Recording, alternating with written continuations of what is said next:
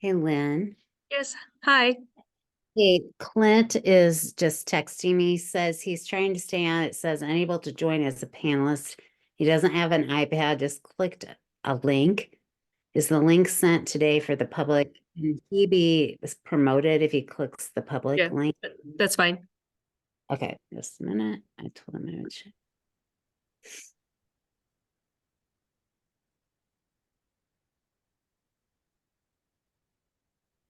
Hi, ladies. Hello. Hello. Hello. Hello, Sunita. Hi, Jason. Hey, Jason, you must have popped on while I had my head down. Yeah, Sorry, I can't text and keep track of who's coming to our meeting right now. So your audio is being streamed throughout the boardroom, but there's nobody here except me. So Okay. And is Ryan sitting out in the main? he is just, I guess, in case Way in anybody. case. Yeah, it's Okay. starting to get slippery out. It's sticking on the ground. That may help our second conversation later after the board meeting about what we're going to propose about school tomorrow. Lynn, how did you draw the short straw on being there? I volunteered. It's my job. There were 3 of us that were going to stay, and Ryan said, I have 5 kids at home. I want to stay. I told Lynn, I'll stay as a sign of solidarity with you. And she's like, no, just go home. You have further to drive than I do. So I do appreciate our team, and I'm going to say that. Yeah, One of our superintendent remarks tonight. So it is nice that Ryan and Lynn stayed.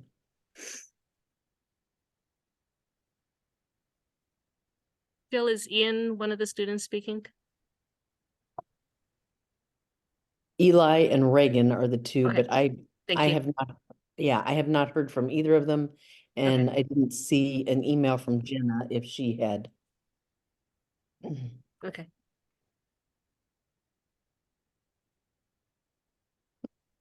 Hello, Abby. Hi. I miss Abby. Thanks for hanging with us on odd situations with boards. So we want to give you a robust experience as a senior board rep.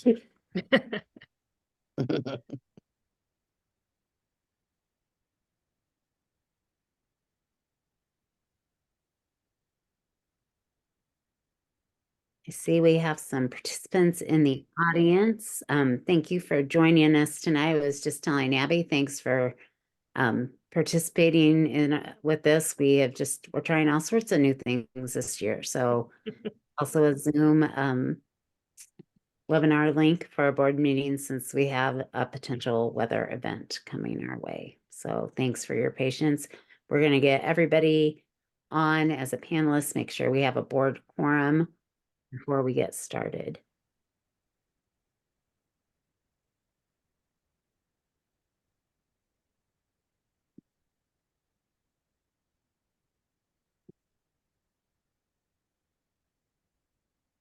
Oops, looks like Clint came in as.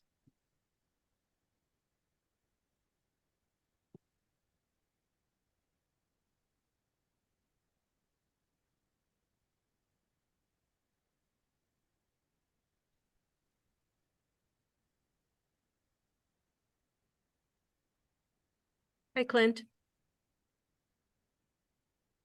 Hi, Clint. Hi, Nate. Hi, Chris Billings. You joined, and Jill, JY Jill, joined us. I was telling participants, we're just getting our I don't panel. want to share my screen. That little video button.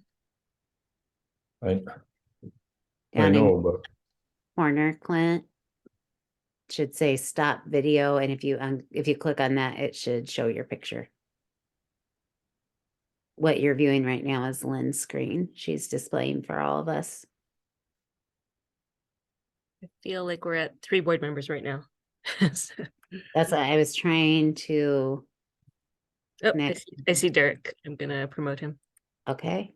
So we got 4.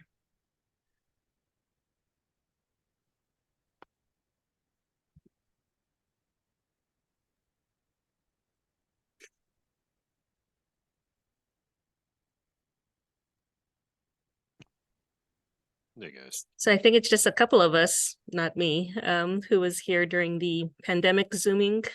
Is it just Sunita and Jennifer? Or anyone else? I was here. Yeah. Yes, I was.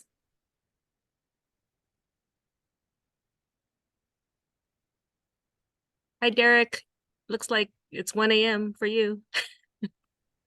It's 5 a.m. Yeah. Oh no, are you serious? Oh, no. Yeah, we're Good good. We're morning. good. Good morning, Yeah, Derek. thanks. All right, I think we are missing Leah, Deb, and Jennifer is what I have right now. Unless somebody's hopped on.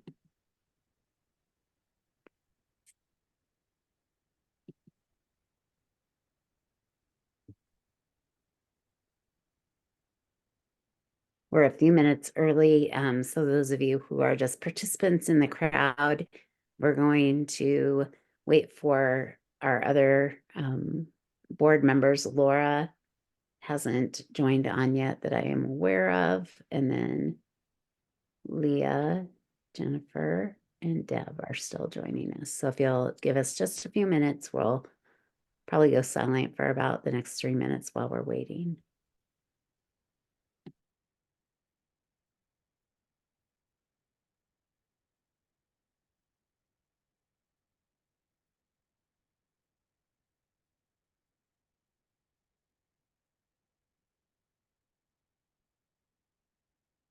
Oh, we got Jennifer.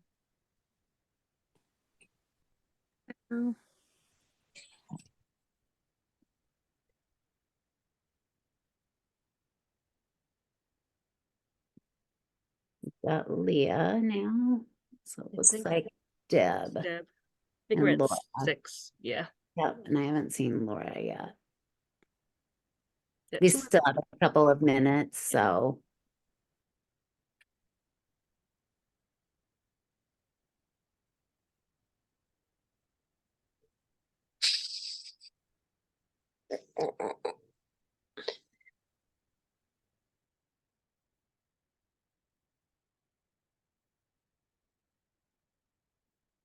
Jennifer, so we are, Ryan and I are present in the district office if anyone showed up in person, but there is nobody in the room. Thank you.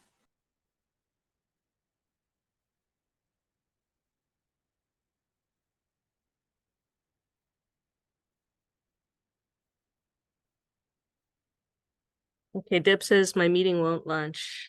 Okay, so why don't we just make her come in on the public link and. Okay. Lynn, do you want me to communicate with her on that? You can as well if maybe it's faster, but I'm trying to just, the public link was all over the place in the social media posts and the parent square. Absolutely. I just was trying to help your. Yep, doing I'm gonna anything, text so. her back. Okay, sounds good. And I believe once we get Deb on, Laura just joined us. Good evening, Laura. Hi. Right now we have about 42 participants watching. So participants, if you will just give us a couple of minutes, we are going to run probably at least a minute or two late as we're getting our final board member on and any other speakers we have tonight. So thank you for your patience.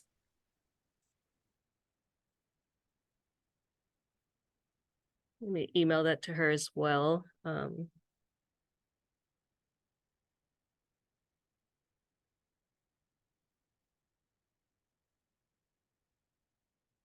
do a reply and pull up the public link.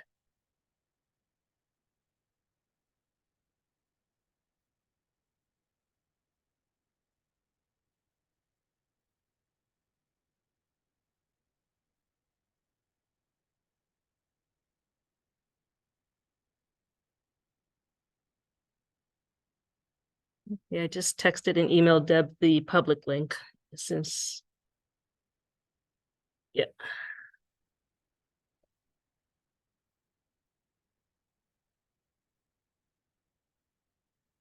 Okay.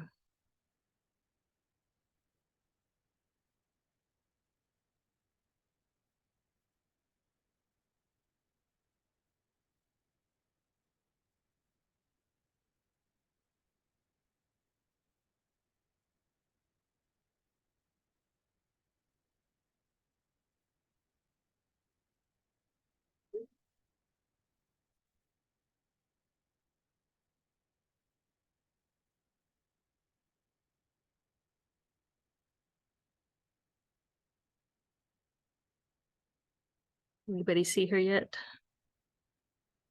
Nope, Ellie just got on for our student club request. So Ellie, welcome. We're just waiting for a couple more people to join us on our Okay. She said webinar. she said she couldn't get on that link either. Okay. Hold on, I gave her the panelist link and the public link. Hold on a second. Could try one more time with the HTTPs on it. Okay. We have about 50 participants waiting for the meeting to start. So sorry, we're having a little technical glitch getting some of our members on. So thanks for your patience, and we'll get started as soon as we can.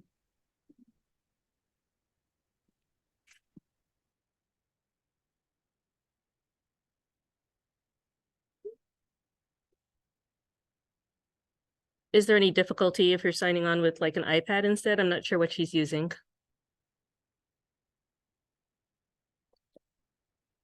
Or are the other board members on an iPad? Yeah, it looks like some people were saying, shaking their head, no, they didn't have problems with their Okay. iPad. Okay, No, I used the link that you sent directly. thanks.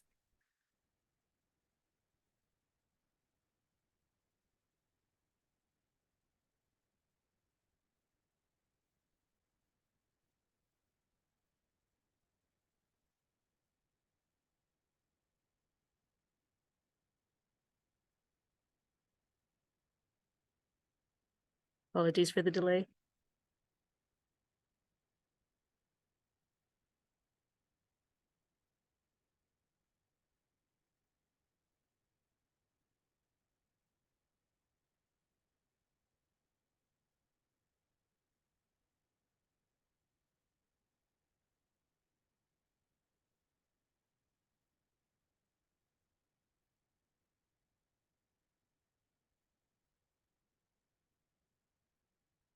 Anybody see her?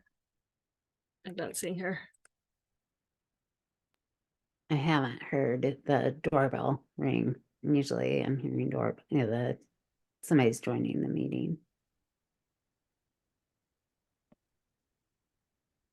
Does anybody else want to try?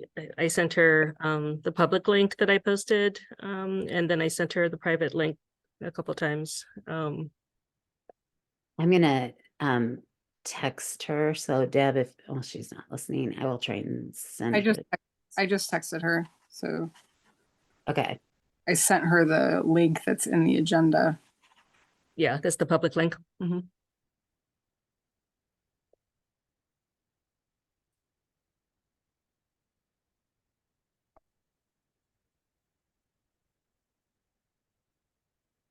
Sent to her, so hopefully one of those will work.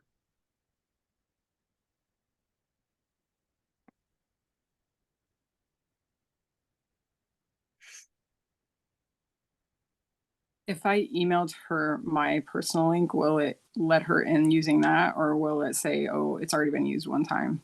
I think it's going to say it's a personal link, so I don't think it's going to let you. I resent her her personal link, and then I sent the one that's also public on the agenda and on social media. Okay. So I'm not sure why it's not working for her.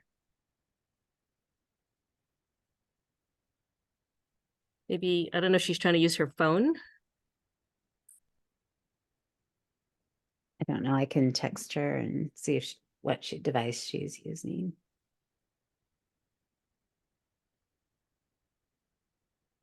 Would you want to proceed and one person can be assigned to continuing the conversation with her, or? She just texted to go ahead and start without her. So I guess we'll go ahead and do that, and hopefully we can keep trying. Okay. All right, so apologies to everyone. Thank you for hanging with us.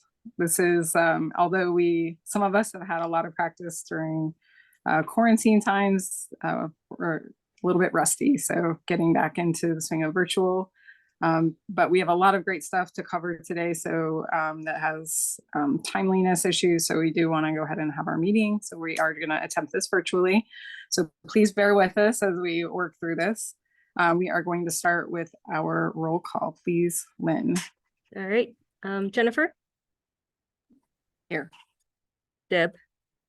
Clint? Here. Sunita? Here. Derek? Here. Jason? Here. Leah? Here. Abby? Here. Laura? Here. Thank you. Okay, great, thank you. Do we have a motion to adopt the agenda? I move to adopt the agenda. Second. Second. All those in favor? Aye. Aye. No. Right. Next we have school district mission and vision with Jason.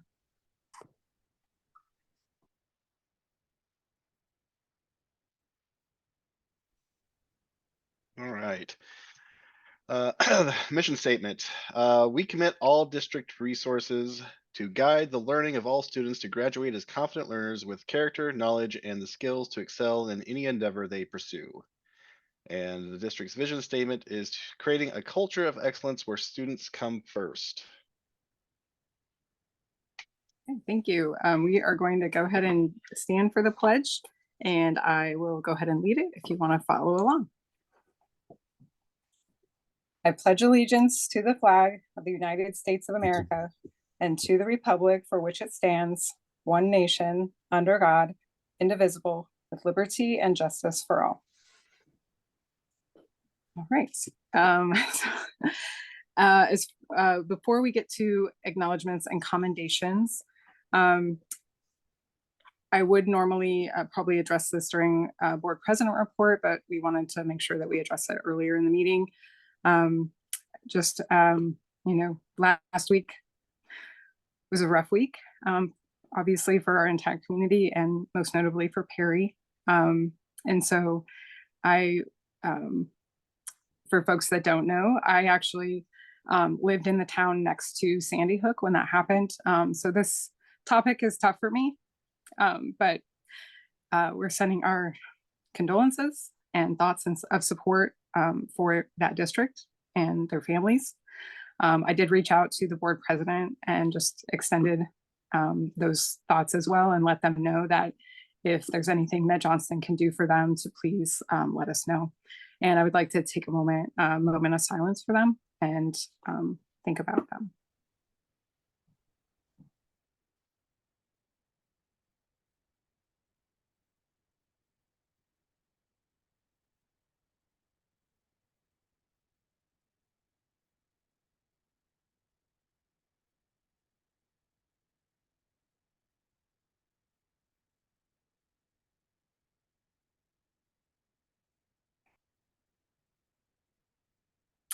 Okay, thank you for that. We will move on to acknowledgements and commendations.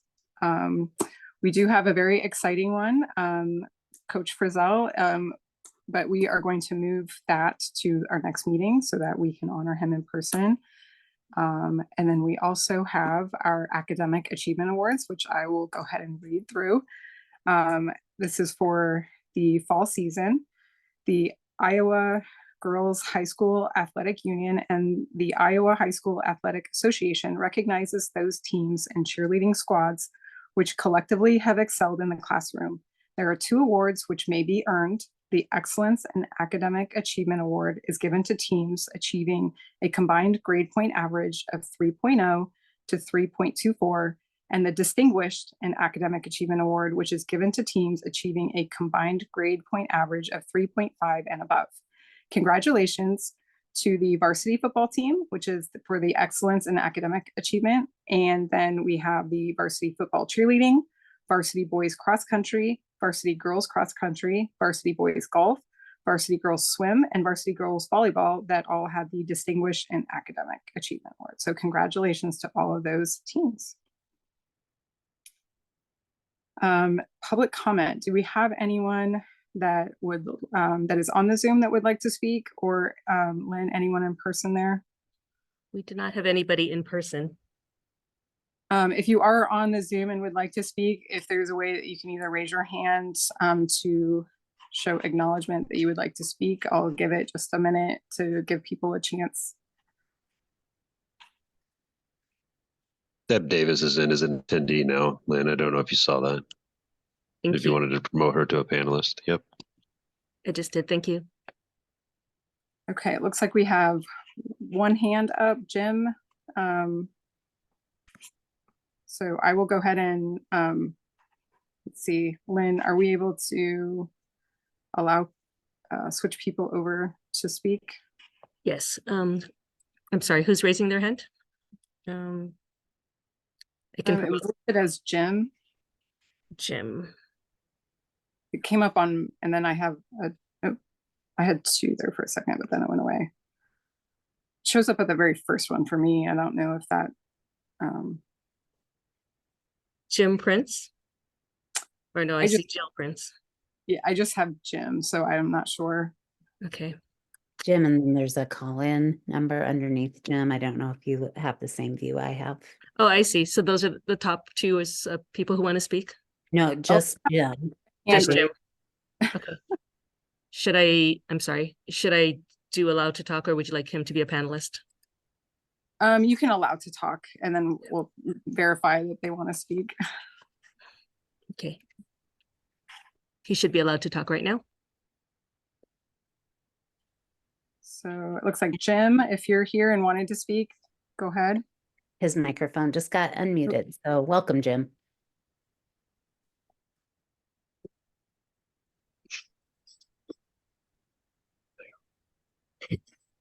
Jimmy, could you please turn up the volume on the device you're using? We're unable to hear you.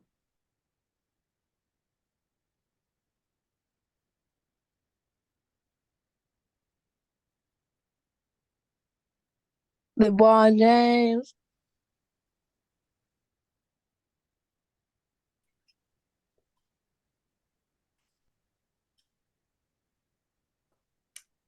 Okay, why don't we, if you want to put in the chat what your topic is, and we can circle back to you.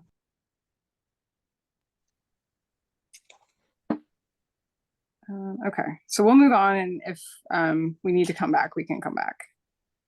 Let's see, next we have our public hearing on the re-roofing project.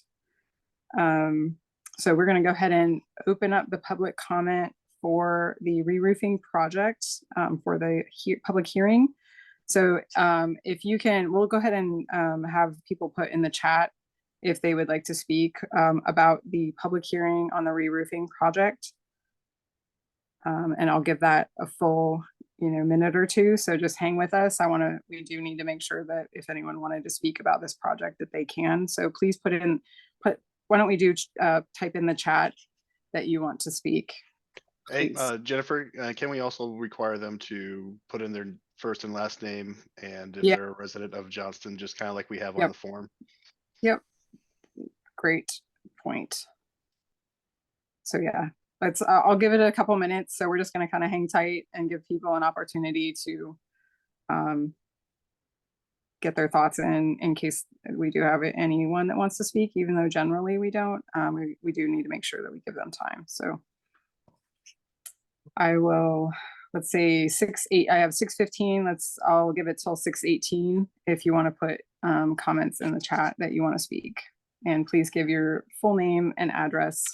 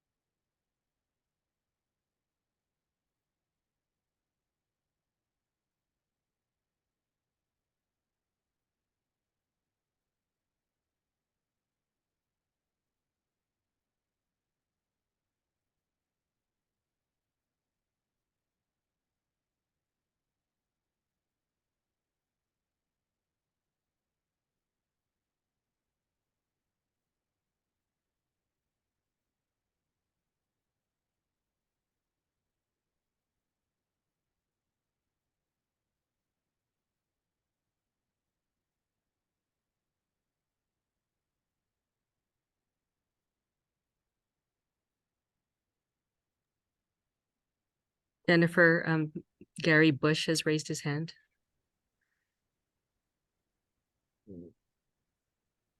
I've pressed the allow to talk button.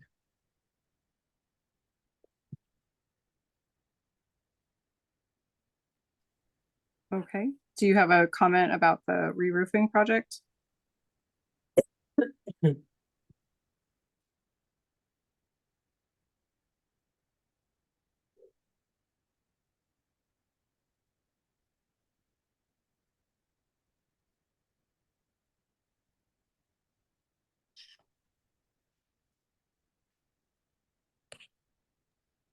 Gary, if you would like to speak, you in your lower left hand display of the screen have a microphone right now, has a line through it. You'll need to unclick that line before we can hear you.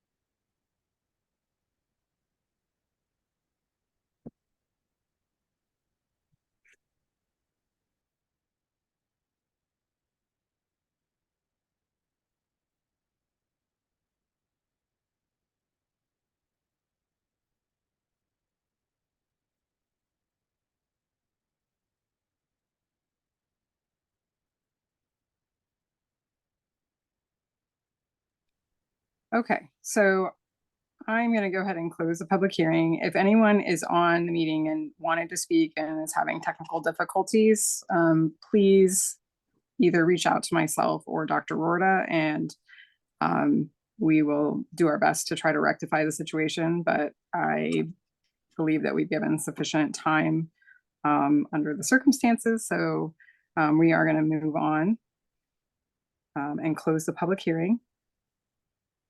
Next up, we have student report.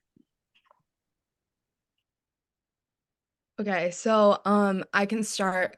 So we had a big weekend for our debate teams where they participated in the Iowa High School Speech Association state debate tournament. And we had our first ever public forum team make it to state, and we had multiple individuals in student Congress place in their respective categories. So a big congrats to all of them. And then our high school show choirs have their informants on Thursday at the high school auditorium, along with Showzam following the week after that on Friday the 19th. Tomorrow. And Saturday the 20th. And then lastly, we will be holding a candlelight vigil at the Johnston High School flagpole tomorrow at 7, honoring everyone affected by the Perry High School shooting. So, as far as other things go, Summit had the ELP program had a humanities showcase. There's been the start of wrestling season, a whole bunch of band competitions, girls and boys basketball, girls and boys wrestling, although there's supposed to be stuff scheduled tonight. So with the weather, that's been postponed. And then bowling season has started and boys swim has started as well. And then obviously Friday will be the end of first semester. And we don't have school on Monday. And then, like Laura said, upcoming band and choir competitions next week. Awesome. Thank you for all the updates. If anyone's on that is not here to participate, I just ask you to be respectful of our speakers and not interrupt. I understand that this gives a lot of opportunity for a lot of folks that want to be disruptive, but please keep in mind, these are fellow students and our staff that are trying to give information to the folks that are trying to learn. So please, I would ask anyone that's here for that to just please leave. Thank you. Next Lynn, up, Jennifer, quick, Yep. Can we get Gary and Jeff removed from the panelist list? That's what I was going to ask, if we could just take a minute, because that will take Lynn some time to just remove them from the panelist list. That disables their ability to speak. I don't think they were ever, here, hold on. Yep, they're on Okay. panelists right now. Lynn. Are they? Gary is still on, I believe. I'm not seeing them. I only allowed them to talk. I didn't make them a panelist. Okay. I'm not seeing them on the Gary. list here. Yeah, is there a way that we can just remove their ability to talk? I did. I muted them, but would you like me to remove them from the meeting? I think if there's any more disruption, that will be a call that Jennifer can make in the team. Yeah, if there's further disruption, anyone that's disruptive, please remove them. Okay, thank you. Thanks. All right, superintendent report. All right, thank you very much, all of you, for being gracious with us tonight. It's been a while since we've had a large scale board meeting like this, so I appreciate your patience as we work through this. I'm going to do some highlights of what we have had going on in the past several weeks since winter break. So if we just start scrolling, Lynn, one of the things tonight we're going to be discussing is our first initial look at the 24-25 academic calendar. We tried to take recommendations and feedback along the way from this year as far as the calendar implementation, and we'll go over more information with that. But you're going to see very similar to this year, full day professional learning, and then just a few changes in dates and movement of conferences based on our experience this year. After we receive feedback from the board tonight, we will have a hearing on January 22nd at our next board meeting, and then action will be taken at the next meeting. So we'll get more into that a little bit later.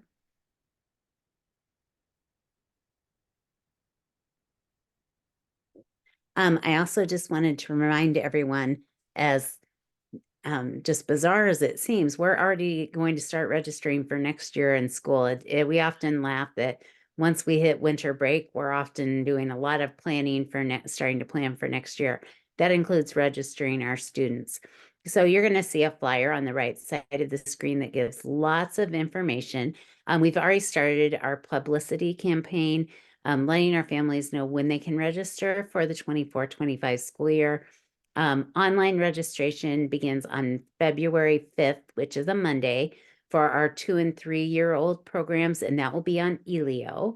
And the link is written on this PowerPoint, as well as registration starts a week later on February 12th for everybody else, including our 4-year-olds, preschool, our DK program, and then K-12, and that will be on Infinite Campus.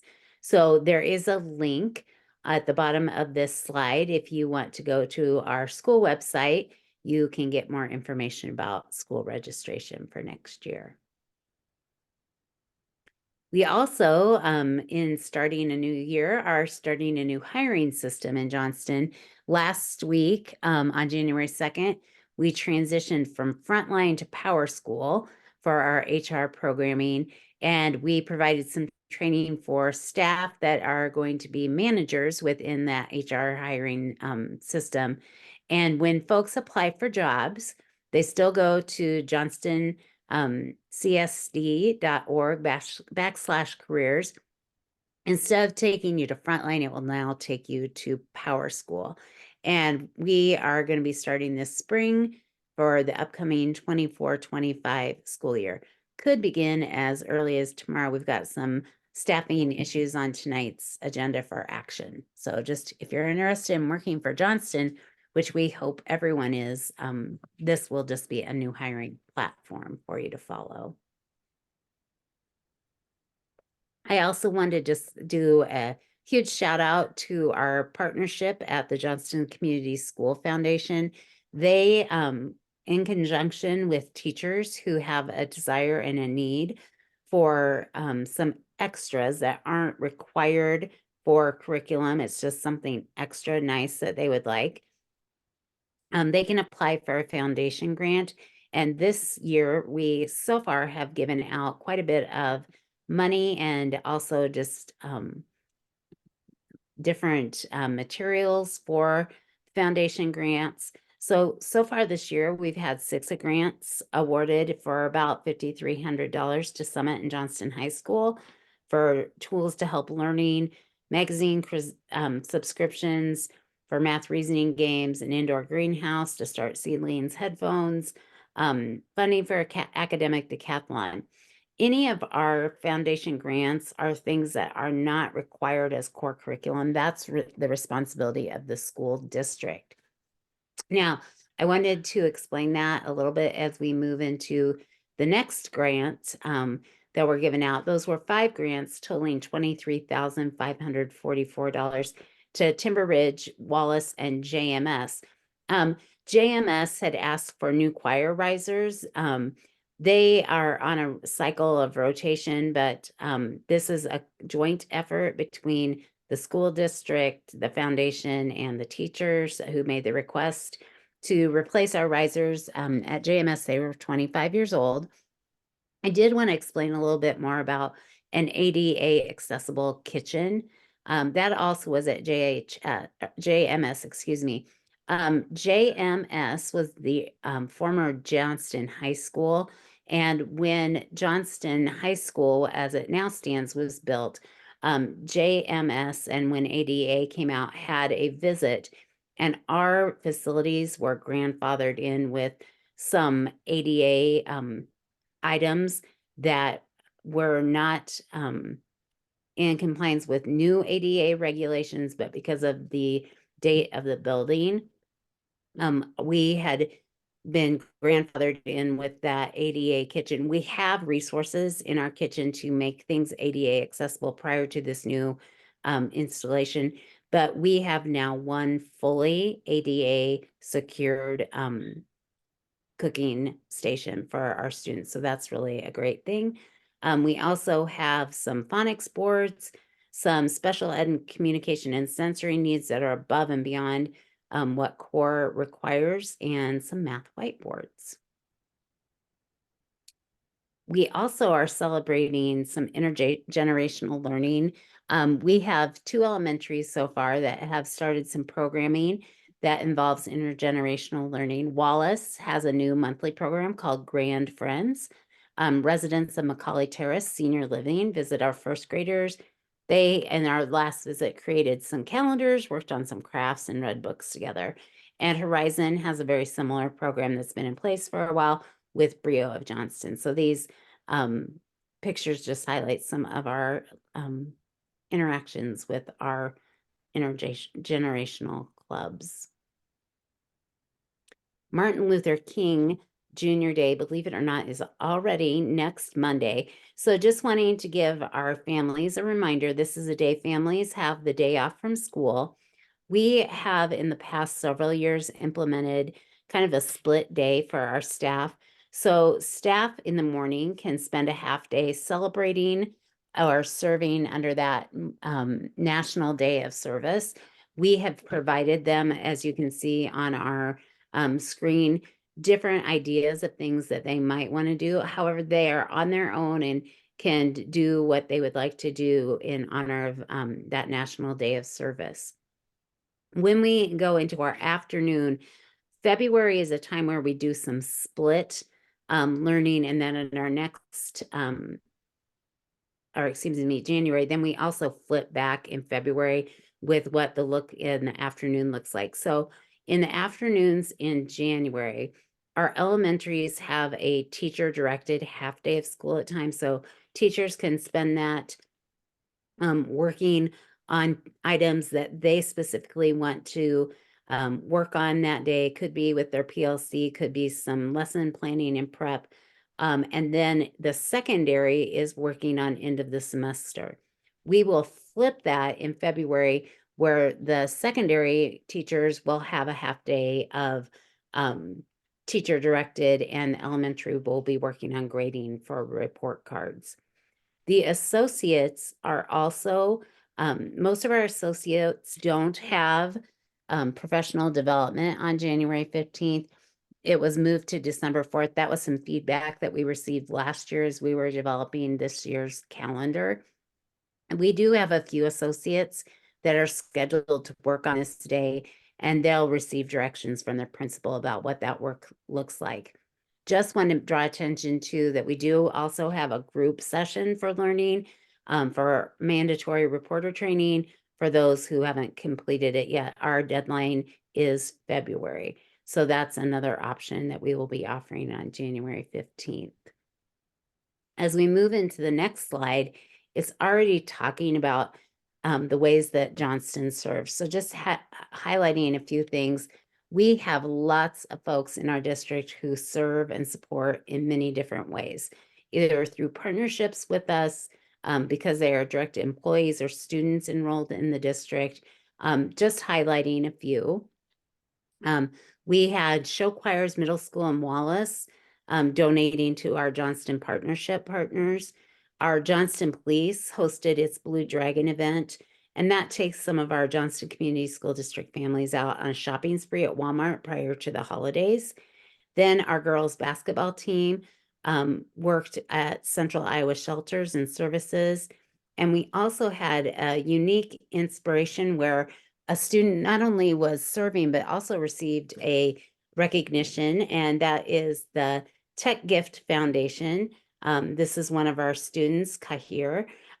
He gets hundreds of laptops, computers, donated handheld electronic devices, and he repurposes and refurbishes, cleans them up, and then he gets those out to refugees and other immigrants across the state of Iowa. The Des Moines Register featured him in a story, and he was identified as one of our people to watch in 2024. So that is a great honor. Congratulations.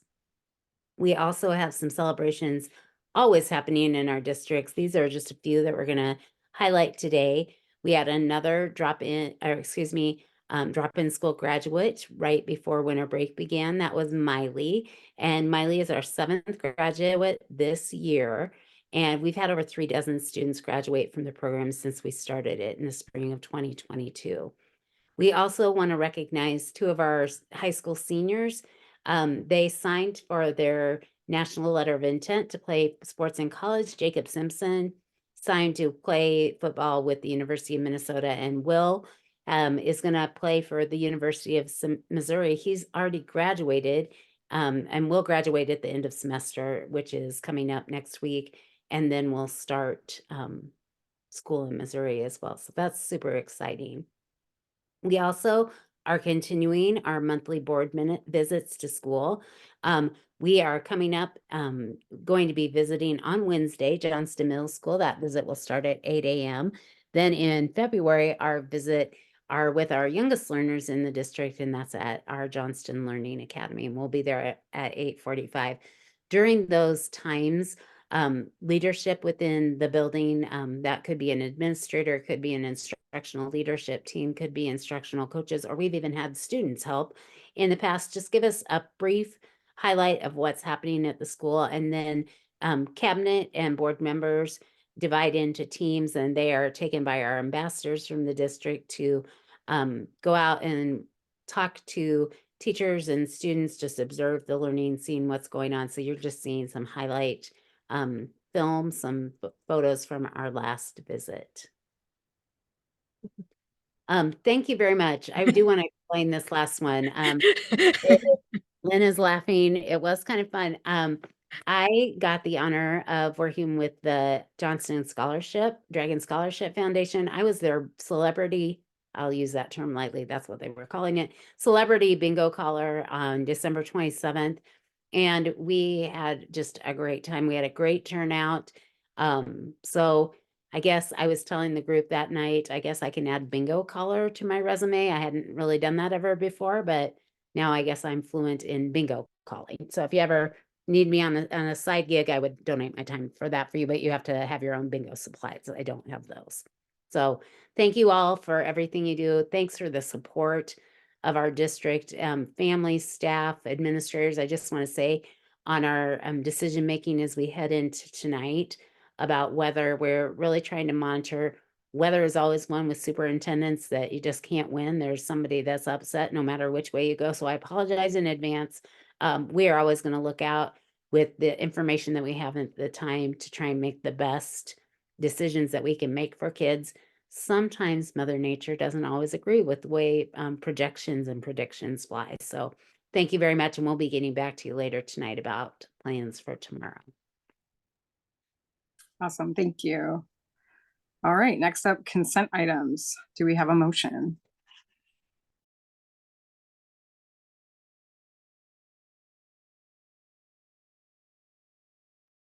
I move that the So board approved. approve the consent items as presented. I'll Sorry, second. Sunita. It's okay. Any discussion? Second. All those in favor? Aye. Aye. Opposed? Motion carries. All right, reports. First up on the agenda was the National Speech and Debate Tournament update. We're going to postpone that until our next meeting, January 22nd.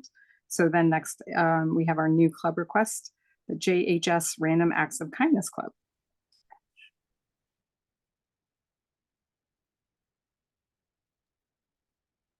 Maybe I'll do a couple introductions since we're not in person.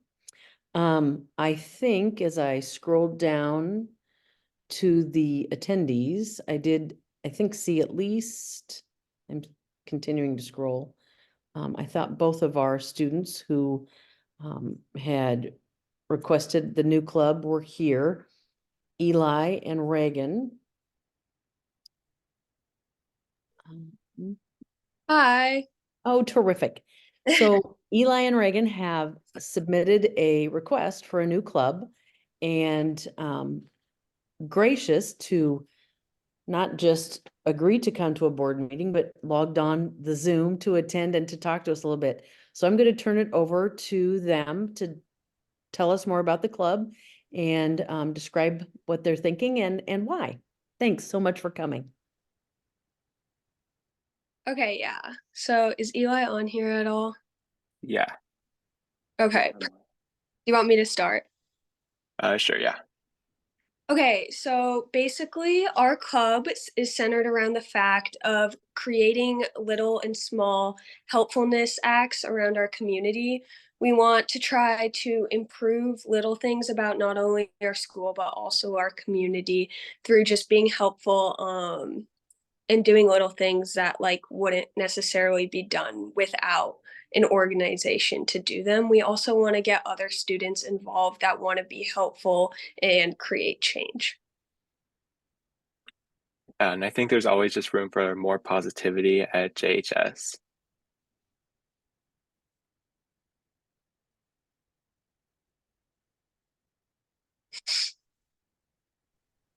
Awesome.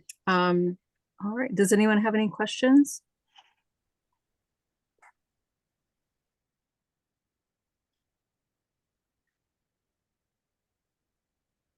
No? Okay, well, thank you both for coming and giving us a brief overview, and we won't take any action at this meeting, but we will have it as an action item on our next meeting. Thank you. Thank you. Thank you. All right, next up we have, let's see, a proposed Associate of Arts degree for the high school students.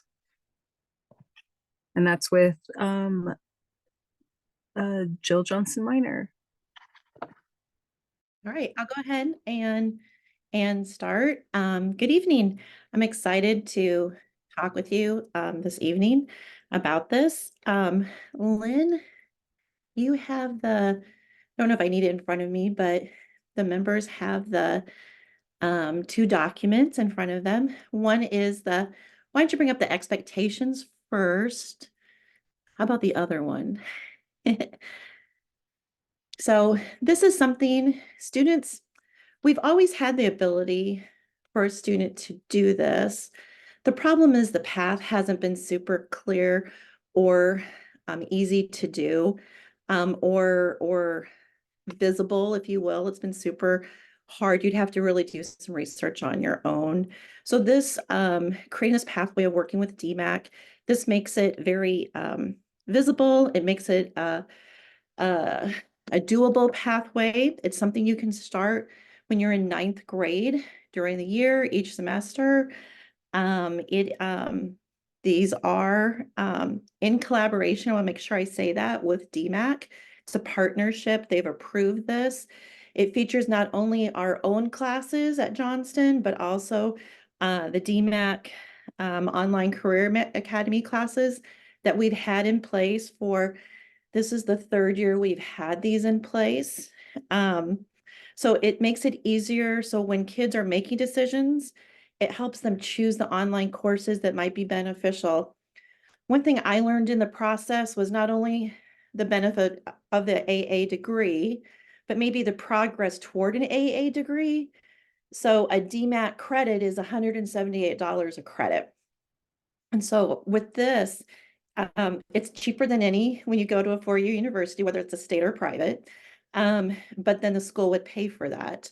And so when you think about the savings and you see that listed there, so that it's, college savings, parents will love that, obviously, right? And you might think you might get through school quicker. But as a parent who has two kids who have graduated from college, I'm just hoping maybe it will get kids through on time in 4 years, because I've learned now it's kind of hard to even get through in 4 years if you're going to a four-year school.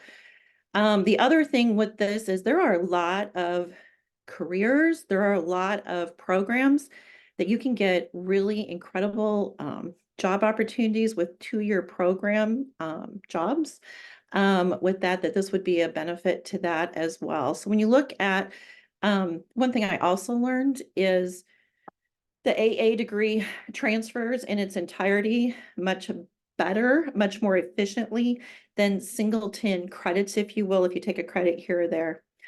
The credits that are, when we go to the tracker, not yet. Lynn, can you scroll down just a little bit? So the credits are broken into the way that the colleges, whether it's DMAC or universities,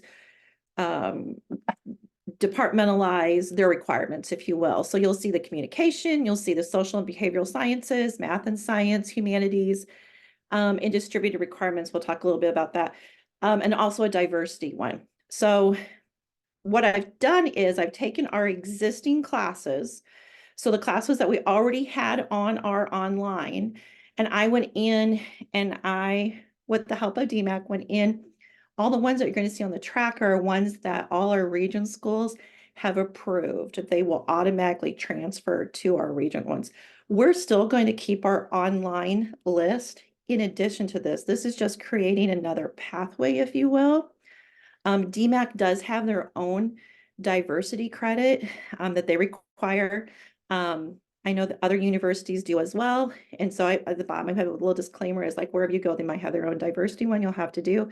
We've listed the ones there as the diversity ones that are from our list. And there's a combination between online and between Johnston. When we go to, you'll notice there's 64 credits. They're required for an AA degree. So it's the same as if whether you're at DMAC or you're here. So our goal is, as we look across the state, and I believe the board learned about when you were at your Iowa School Boards conference, you heard about some of high schools that were getting AA degrees in high school. We're wanting to be able to offer that to students who are interested, students who want that challenge. It is open to all students. With that, you notice I did put in there that any courses taken in the summer would be at the expense of the parents, but it might be to their advantage to get them through to do that in the summer, to take a class or two with that. When you go through that, if you figure it out, they can take classes each semester. So if you did your freshman year, that'd be 8 semesters or 64 credits. I taught third grade, so of course that's 64, right? So you divide that, that's 8 a semester if you want to, give or take, with that. So it is doable.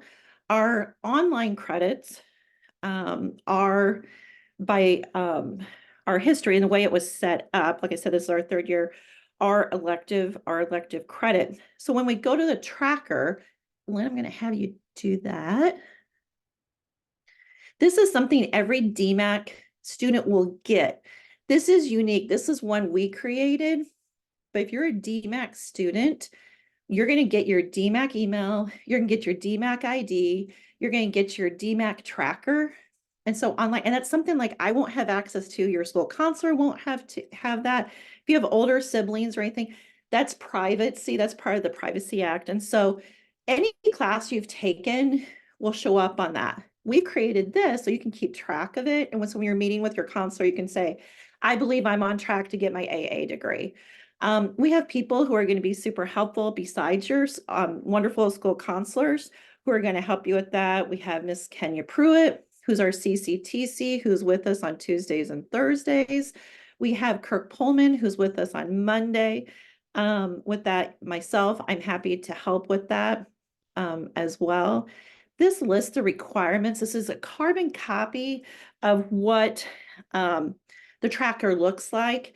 Any class you have taken in the past, this is retroactive. It'll stay there. So if you took something, say you're a junior, you took it as a freshman, we're going to count that. It's still there. It counts with that. So when we think of this, we want students, we highlighted our classes at Johnston High School first. You'll see that, but then we also listed those ones I previously mentioned that the regents would accept, and we did that so kids would have a choice of what they wanted to. As you look at that, we did add one class that you've not seen before, and that was the fundamentals of oral communication, because you'll notice in that area of communication, you have to have 9 credits, and we only had 6. So in order to do this, we had to get 9. So we added that. You go through the social behavioral sciences. I'm not going to read each one of these. There's a lot of choice that students can choose from. So Lynn, if you can kind of scroll down. The other thing we're hoping to do, oh, Lynn, before you go down, can you scroll up to 1 second? Thank you. We are adding a DMAT class. Erica Will talked about this previously at a previous board meeting, that we are adding a DMAT government class next year. That will be for DMAT credit. And so that's one that we could offer there that will be in person at Johnston High School. So that's added on there, and I do have the right number with it. And then if you go down, the math and science ones are listed there. I think it continues on the next page too. There's a combination there of that. And then humanity, there's quite a few. Now at the bottom here, and again, we try to do a variety. There are, you have to choose 10 more beyond that from above that you didn't take. So that's choice, whether you're a kid who likes, hey, I like sciences, I'm going to take them there. I like humanities. And then 18 credits. Those can be like the CTE. So say you took a PLTW classes, say you took our new DMAC, our new art one, that's going to be for DMAC credit. Any class that's not listed there with DMAC credit. So that's another where we get these 18 with electives.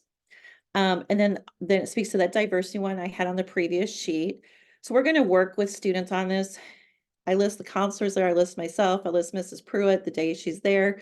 Sadly, we do have to share her with Valley. We'd like to have her every day. And then Mr. Pullman, he's there as well. And then also the Career Advantage office at DMAC, who we're partnering with. We do want students to take the responsibility to keep track of where they're at with this. And so we will be asking whether it seems like kids like Google Docs, are you interested in doing this? Do you consider yourself doing this? Are you on track to do this? How many more do you have to do this? And so there'll be ways we keep track of this. The main thing is kids have the opportunity to make progress toward this and take advantage of this great opportunity. But now by having it, even if a student was coming in, say they weren't going for the AA degree, they at least would be really have wise choices in what classes they were taking. If they knew they were going to then go to like UNI or Iowa or Iowa State, a regent school, they would know then it would transfer and perhaps save them money in the future. I've kind of rattled. Any questions I can answer? I have a couple of questions or some things that I would maybe think should be clarified. So are these like the DMAT classes? To do this, essentially you have to have a lot of online classes or outside of Johnston things offered. Are those counting for Johnston High School credit as well? Like normal DMAC online classes? Elective credit. Okay. And then does that count? You said Abby, you said online, right? Yeah. Because like when I look at and Lynn, can you pull up the tracker? when I look like AP US history, that's taught at our own. Yeah, obviously the So that classes would that we be, that have would, yeah, offered would count. But So I'm that referring would count to, as a social, that's our own. But if anything online selective, okay. And then does that count for students as like the number of classes they're taking at Johnston or not? no. That's still like if you're a senior, you do 5 per semester, you're a 10th and 11th grader, you do 6 per semester, and 9th you do 7th per semester. And then are the classes weighted like Are they like on what? like weighted? So like an AP class would be on a 5-point scale. Is that the same for this? For the No. GMAT classes? The Or no? online, no, but we have that listed when let me see if I have that right here. They vary, most of them are 3 credits as you Yeah. look there. So as I look there, I think if I remember right, let me look here, 3 credit courses, the district would issue a 0.5 credit. Okay. Traditionally, that's what we've done. I mean, in the last, this being our 3rd year, we have that on our FAQ sheet. The district would issue a 0.5 elective credit for the completion of the online course. You'd still get the 3 credits on your DMAC transcript. Okay. Does that make sense? Yeah. Yeah. I think that might be something that as we're kind of looking to introduce this, maybe should be kind of explicitly laid out.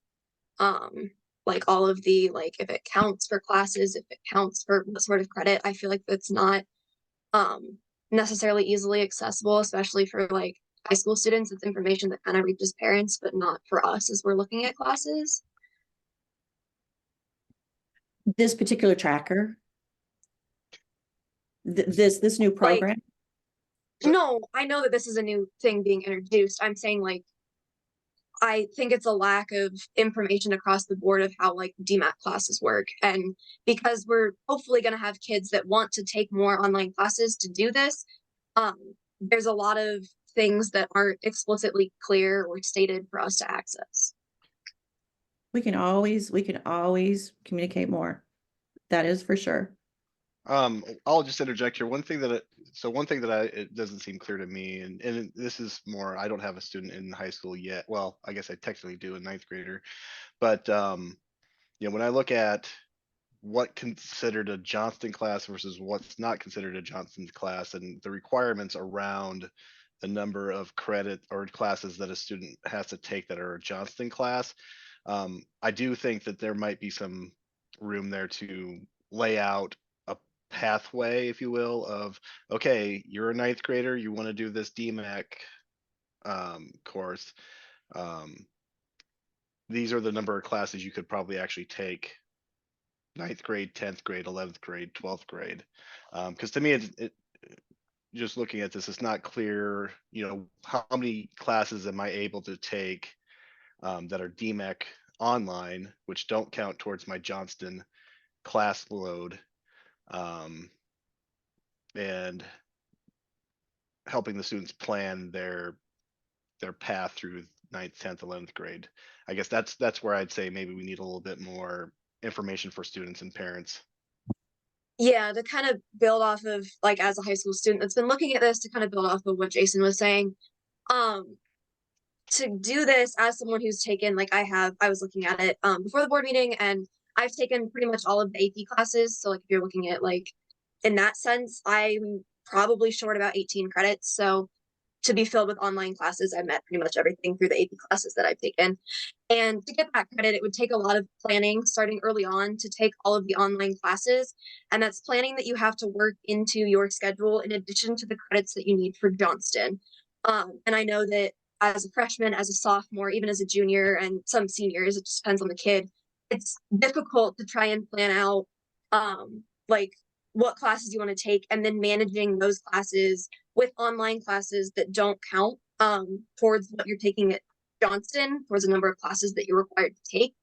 And so I think having more information about kind of maybe what a balanced workload would look like, or more information about kind of how all of it works with like how, you know, AP classes, that's an option, but you also have to add in some extra online classes and kind of what that should look like. And like, I feel like there needs to be just some more help to parents and students as they're looking to do this. Yeah, and we plan on doing that. We've met with different schools across the state. I know most of them kick it off with their freshmen so that they can have that and have that support as far as if this is something they want to do. And so we want to kick it off for everyone, but we're going to focus, as soon as this is approved, we're going to have meetings with 8th graders, with 9th graders, but open it up to everyone. We do highlight our Johnston courses when we list that at the top of each one that's listed. So when we look at the social and behavioral sciences, and I look at the first 1, 2, 3, 4, 5, 6, there's 15 credits there. I'm just looking at the social and behavioral. It'll take planning without a doubt. And this is something that we've been working on for like the last year. For me, it's probably the last 2 years, being someone who's from, I'll give you an example, Davenport North. I'm from Davenport. My dad started that high school. So I totally know this. And I have wanted to bring it here for the last few years. This is high on my list. And I'm super excited that this is a reality. We're always looking, the fact that we don't have AP, we're going to not have AP Spanish, but we're going to have Spanish 5. So we're going to continually look to add courses, adding the different ones in. Without a doubt, it's going to take planning. And so one of the things we have is, like I said, the Google Doc to do the planning sheet. What is your plan to do this? What do you plan on taking? What I hear a lot is I hear a lot of kids that say they don't want to take every AP class. Abby, you're kind of unique. You're kind of a spotted unicorn. That, I appreciate that you did do that. That's awesome, right? But I do hear kids that say, I would like to have some other choices with that too. And it does give kids who are doing like the Career Academy. So those would count as electives. That'd be another way that you could count. So like our nursing students, I think that's 15 credits they would do in that program. Or in addition to the ones leading, if they would know that going there, it is all about planning. And then I agree, the transparency of knowing if you know that going there, or, I have my own kids who are college grads, or I have one who's in college now who all went with college credits. Being a little bit more purposeful in what they choose and what they choose for that. DMAC is super excited. We're kind of the first, every school, if you go to DMAC site, has a tracker of just their whatever dual credit it is, like whatever. This one is different because we actually listed the online courses where it's actually doable if kids choose to. We've got some kids who choose to take 2, 3 online courses every semester, in addition to their load. And one of the things by saying as 12th graders, you only have to take 5, we're trying to make that concession of giving some, if you quote unquote, more, I don't want to say free time, because I don't think seniors ever have free time, but more time off toward things like that. And we're looking to add more things to that. Every school is a little bit different. School district, if you will. But even with the 6 courses for our 10th and 11th graders, it gives a little bit of the period off, if you will, if you wanted to do the online. Yeah. And Jill, I just want to say I'm really excited for this program too. So my only concern is just making sure that that students know, because I just signed up to do the dragon time, the pathway time to be the speaker and have kids come talk to me about how to do it. So I'm going to host dragon times at the high school to do that. I'm going to host podcasts with parents. I'm going to do for conferences, how you do your Zooms, you can do with a teacher. I'm going to have a link if anyone wants to talk to me about to do that. So we're going to try to get that, communicate with I'll meet with as many people as want to, so they understand how to do that. And we have equally communicate with our middle school counselors, because they'll be the ones taking it off with that. Yeah, I want to make it clear that I think it's a great opportunity. I just think that like knowing that I would still have a lot of classes that I would need to take, and I've had a really heavy course load at Johnston, I can just see how it would be a struggle for a lot of kids that don't take as many APs. Like that's a lot of classes that aren't counting towards the classes they're in at Johnston. And so I can see that being a struggle. I do think it's a great opportunity. I just want to make sure that all of the information is easily available, especially knowing, like, making it clear that that doesn't count towards your Johnston classes that you're taking, and making sure that there's lots of resources available to make sure that kids kind of know how heavy of a course load it would be. I agree. All right. Any last questions? Or you can always email. I'm sure Jill would be happy to have stuff submitted via email too as well. Yeah. All right. Thank you so much. Appreciate that. Okay, thanks. All right. Next up, we have Dr. Rorta with the 2024-2025 academic calendar proposal. And I apologize, you're catching me right now in a coughing moment, so I may have to take a moment to have a drink, so we'll go from there. I apologize if I start coughing in advance, and I might ask one of my teammates to help me out and just keep talking while I recover from a coughing fit. But what we have for you tonight is the option that we would like to bring forth for some discussion and consideration in thinking about school calendar for next year. Next year is a bit unique as we start off in August of our calendar, and the fact that our first day of school is a Friday. By Iowa code, currently we cannot start school until the 23rd of August. That was instituted a few years ago. There was a conflict between kids wanting to work at the state fair or needing to work at the state fair and also getting started back at school. I apologize. So this year, Friday is the our first day of school that we can legally start. There is a conversation that we've been hearing about in the legislature that could potentially change to like the Wednesday after the fair because that would alleviate some of our issue. If that were to go through and pass within the legislature, we would then amend our calendar a bit and bring it back to you. So just knowing that ahead of time.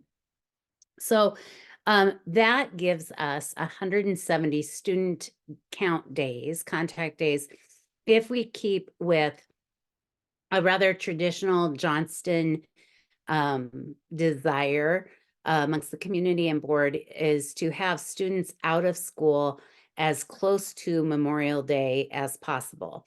So trying to fix and calculate start date with an end date. So this year, you're going to see for next year's, pardon me, not this year, for next year, you're going to see that we have a final school last day of May 30th.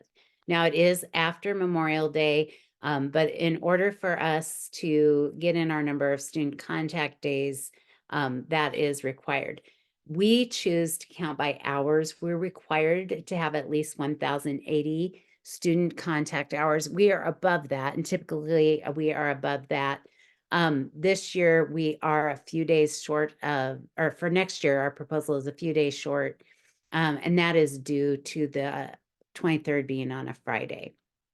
Now, in thinking about that, our school teachers also have a 194-day contract, and we try to honor that contract from year to year. So in the proposal for next year, you're going to see a few additional teacher professional learning days stacked at the beginning and end of the year.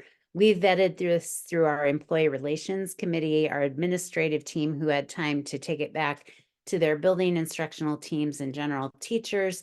And this is the compromise. We went back and forth several times. And everybody collectively, from our employee relations committee to our administrative team, is happy with the proposal that we're bringing to you tonight.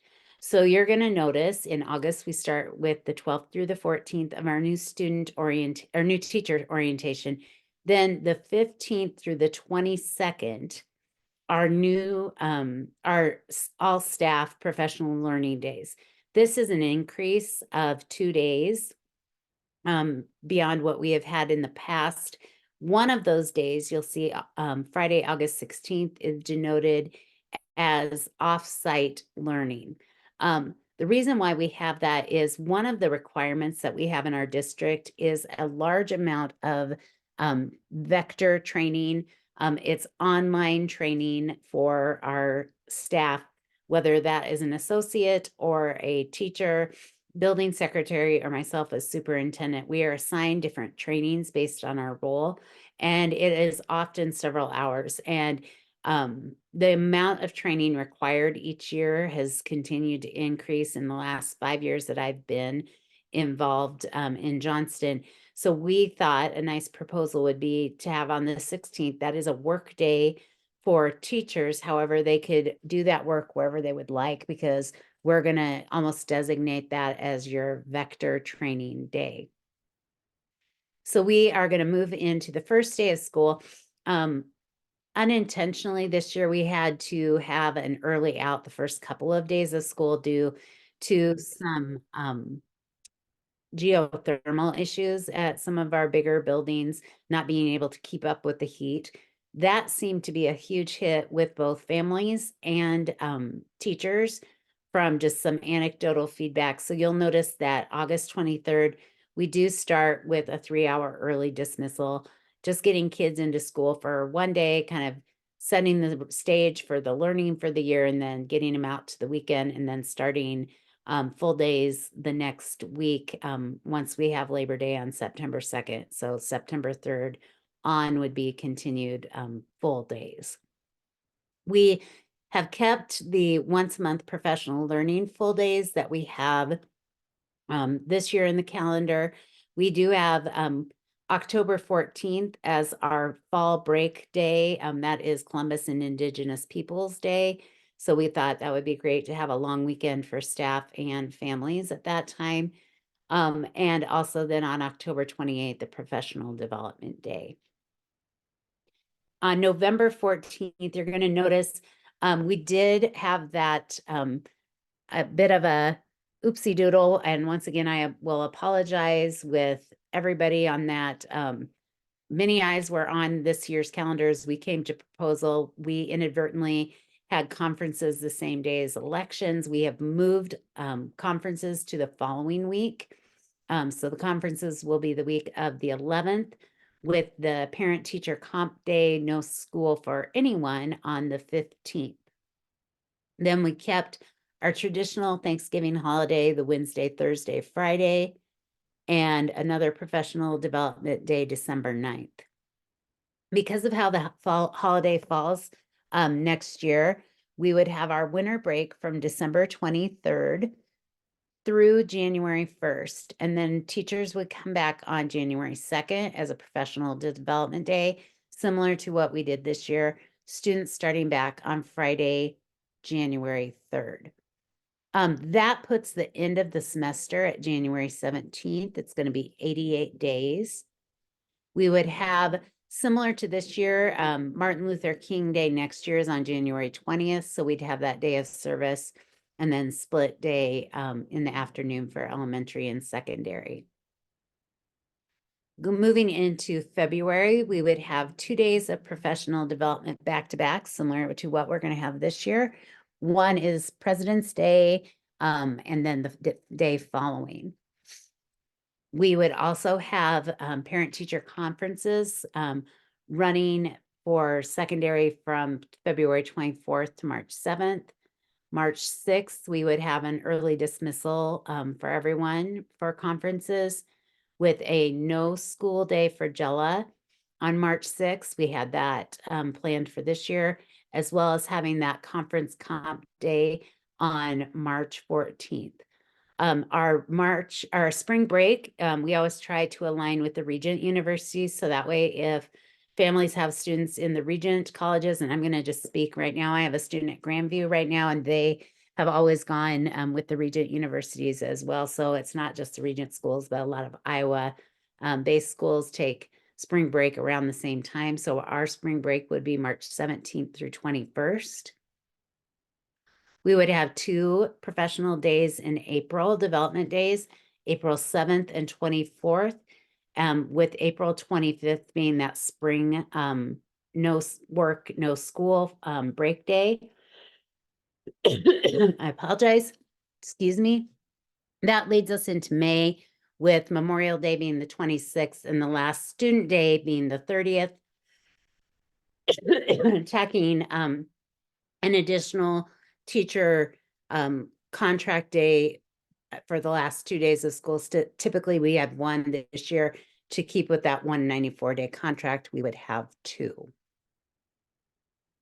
So just would like some feedback from the board taking this back. And then based on the discussion, if you all are comfortable with moving forward as an action item on this 22nd, we will also have a public hearing on the calendar at the beginning of the meeting. I am going to turn off my mic at this point because I am going to cough a little bit more, and the cabinet and I will be happy to answer any questions you may have.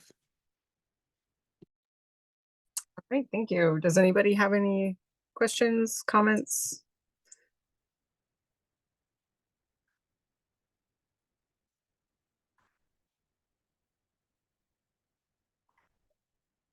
No? Okay. Again, if you do think of anything, please email them to Dr. Orta, or you can send them to me and I can send them on as well. Absolutely. And we will just plan then on having a public hearing on the 22nd and then taking the academic calendar for action during the meeting on January 22nd. Thank you. And once again, I apologize to everyone for the hacking. Awesome. Thank you. All right, next up, we have the 2024-2025 staffing proposal with Dr. Zittergren. Good evening, everyone.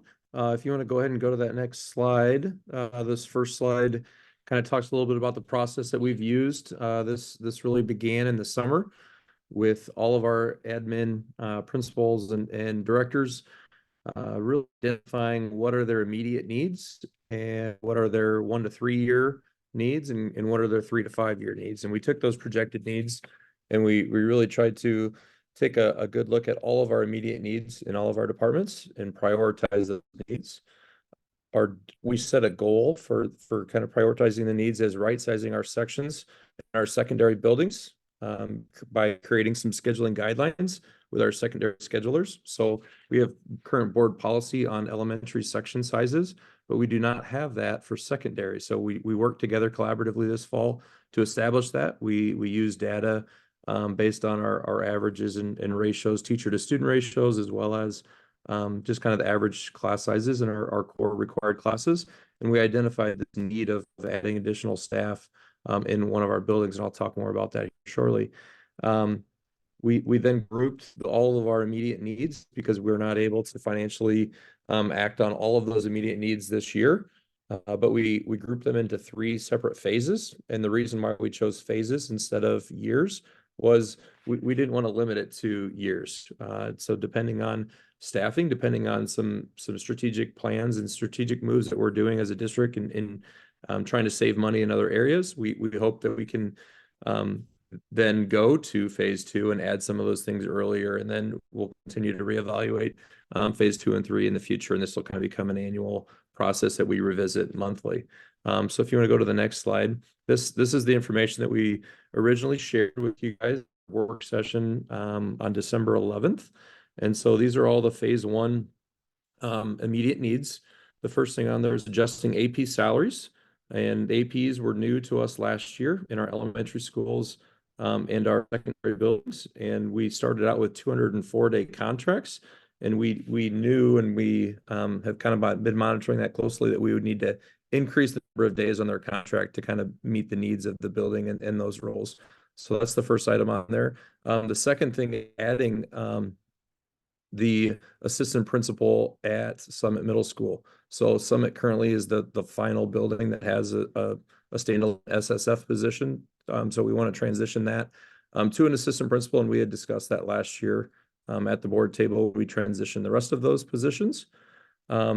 we want to right size our jump facilitator at Johnston High School. This is actually related to our calendar change from the Wednesday early outs to the full day PDs and the growing needs of that position at the high school. So we're currently time sheeting that person, and they are working some additional hours. We just want to make that correction at the board table for the future moving forward.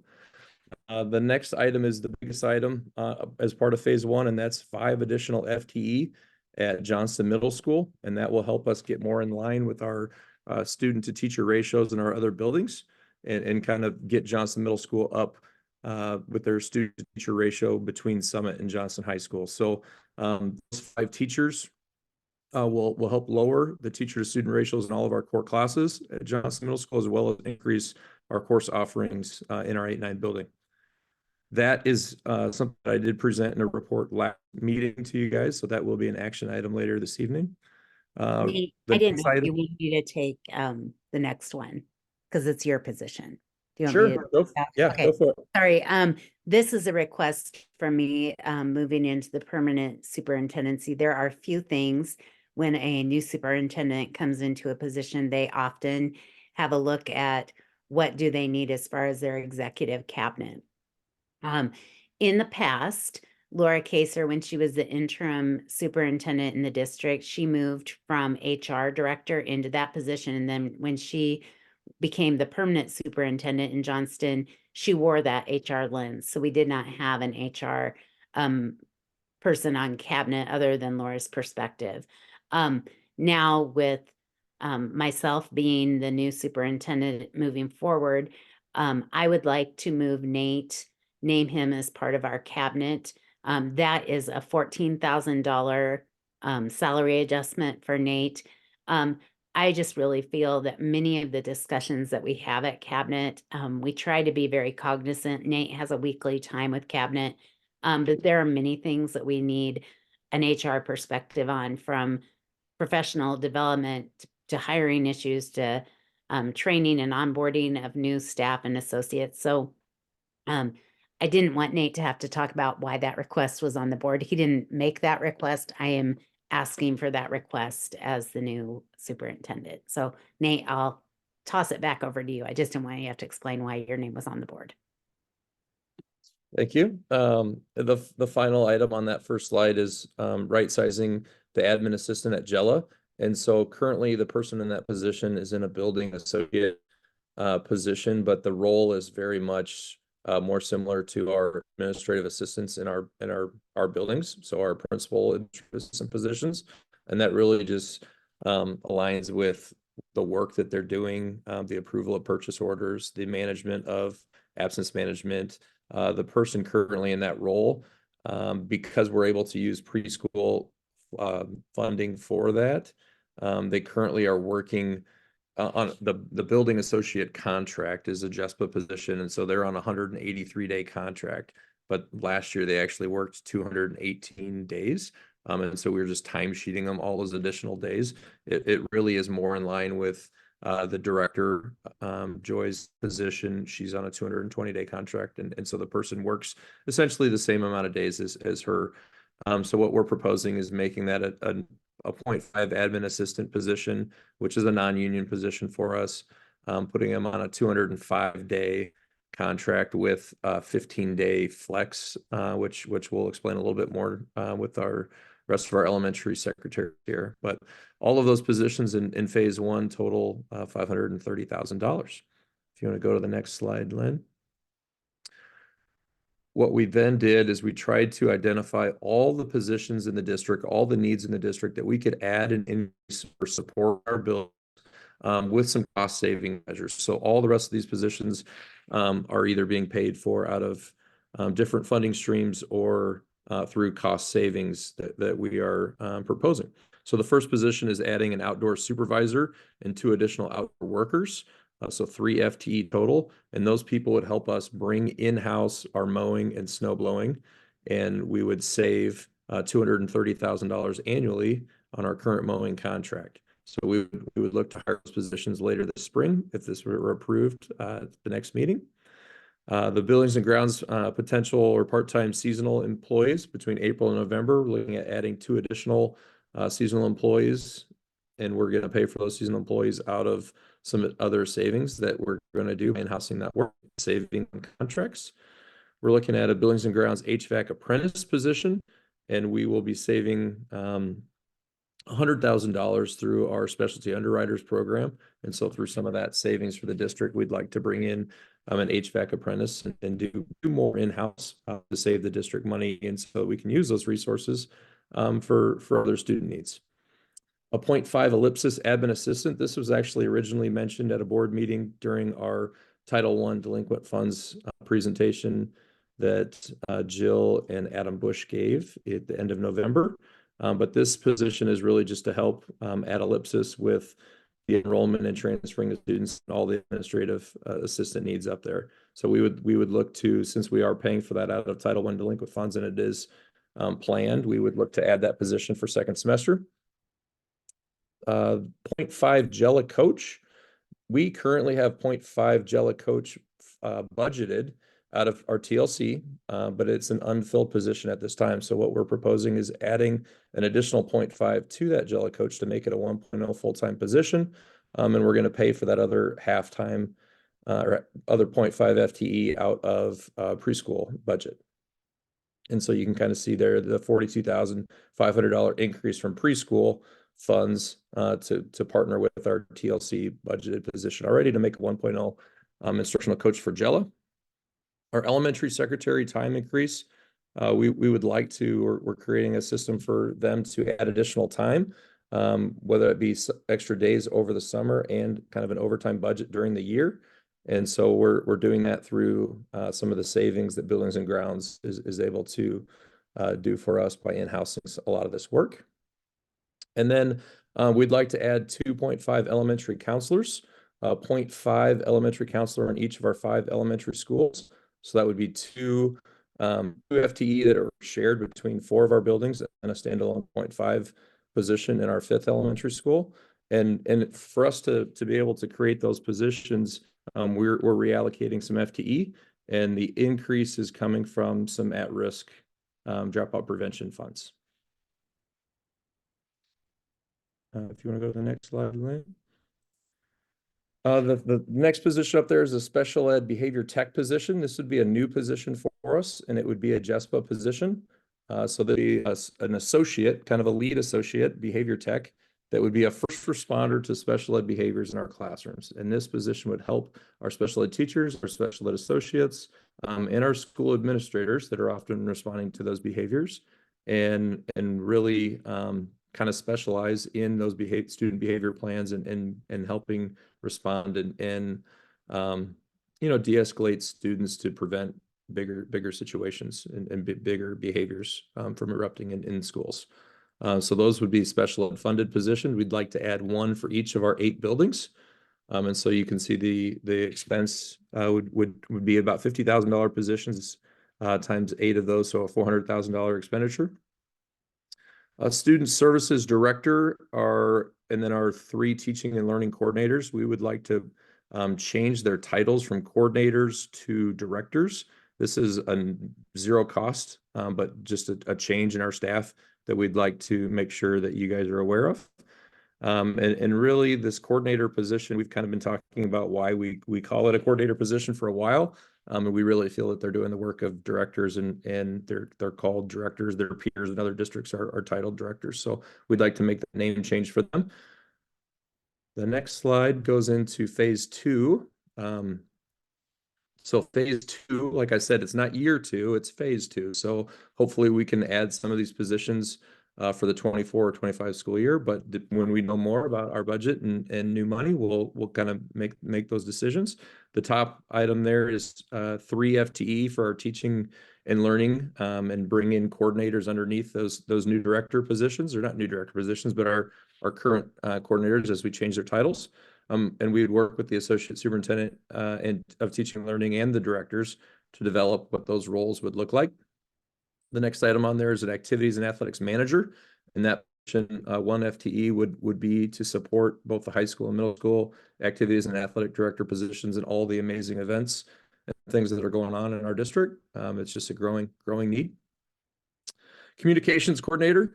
We know that Lynn needs some additional help and support as well as her position continues to grow and the roles and responsibilities of that. So we kind of talked about it being potential webmaster, specialty and role, social media help, amongst other things. But Dr. Rorda would work with the communications director to establish kind of the essential functions of that role. And the final thing on this slide is a 0.5 FTE increase for a technology support. We currently have somebody in this position that's a 0.5. We'd like to add to that to make it a 1.0 position. And that just helps us keep people in that role. So sometimes our 0.5 positions are tough because people move on to full-time positions and then they're harder for us to fill. So we'd like to, we have a growing need for technology support and we'd like to increase an existing position to make it a more desirable position for the future. So as a 1.0. So phase 2 totals, again, just over $500,000. Phase 3, the top position on there is a talent acquisition coordinator for the HR department. And that position, we kind of think is unique because it's one position at the district office that would help take something off of the plate of all of our principals, all of our directors and hiring managers. So essentially this position would help all of those people with the job postings, the recruitment, the screening and hiring of all employees. And that's a role that I help with right now, but also all of our principals and all of our hiring managers and all of our departments spend a lot of time with. So it's just a position that we think can help all of those people and help us as a district recruit the best talent out there. The high school, Johnston High School, has a request for an additional administrative assistant to help support the growing needs of JHS and also the additional administrative staff that we've added at JHS this year. The high school also has a request for an additional campus monitor, and that campus monitor position will also help support an in-school suspension program, which we currently don't have.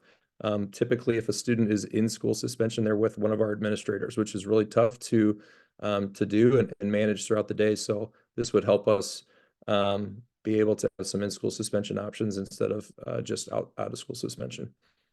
Buildings and Grounds Office Manager, a new position, 1 FTE for $80,000. And that is just to help with the increased workload of all of the work orders related to in-housing a lot more work in the district instead of just contracting it out. So there'll just be a lot more administrative office work to help manage. An athletic trainer, we're currently reviewing our current contract with Athletico.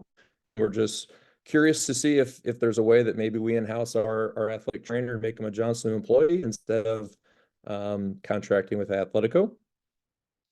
Special ed associate ID teacher coach. So this is a position that we'd like to add to help work with the director of special ed to develop just all of our associates and all of our teachers in our district, whether that be through onboarding, through professional development, and through all the needs that come up throughout the day and the week. So again, the special ed director would work to help develop the essential roles of that role. And then the final thing on here is a special ed leadership team. And this could potentially come through our teacher quality committee that we are creating, we have created. And the goal of these roles would be a stipend to help support transitions in special ed, create more consistency throughout the district, create kind of more of a systemic approach pre-K 12, senior plus, I should say, 12 plus for our district. Nate, I Any wonder, questions about phase 1, 2, or 3? Nate, just a couple of things, if I could add just a few more clarification points. With the technology edition half, that request was made due to the new iPads, and now we're adding frontline, or excuse me, now I've lost my wording. Sorry, our smart boards in every classroom, replacing our projectors. And so those boards require some tech and tech support as well. And Jill, I didn't know with the special ed leadership team, if you wanted to talk about what's that interplay with teacher quality and how that might potentially even be able to happen as early as, this year, early next year. That special ed leadership team we're looking at a possibility of being able to fund that team through teacher quality funding. Teacher quality funds can be used for professional growth and learning for teachers. And so we would have that conversation. Shauna Shanahan, Director of Special Ed, and I are working together to look at. She will have a proposal of what that could look like, be pretty specific about what they would be engaging in with our teacher group, that leadership group, and providing learning, real-time job embedded professional development, kind of maybe looking at those things. And then because teacher quality funds are required to have the conversation and approval of our teacher quality committee, that would be going to our teacher quality committee as we move forward this year to see what potential we have for paying for those leadership team members out of that teacher quality allocation.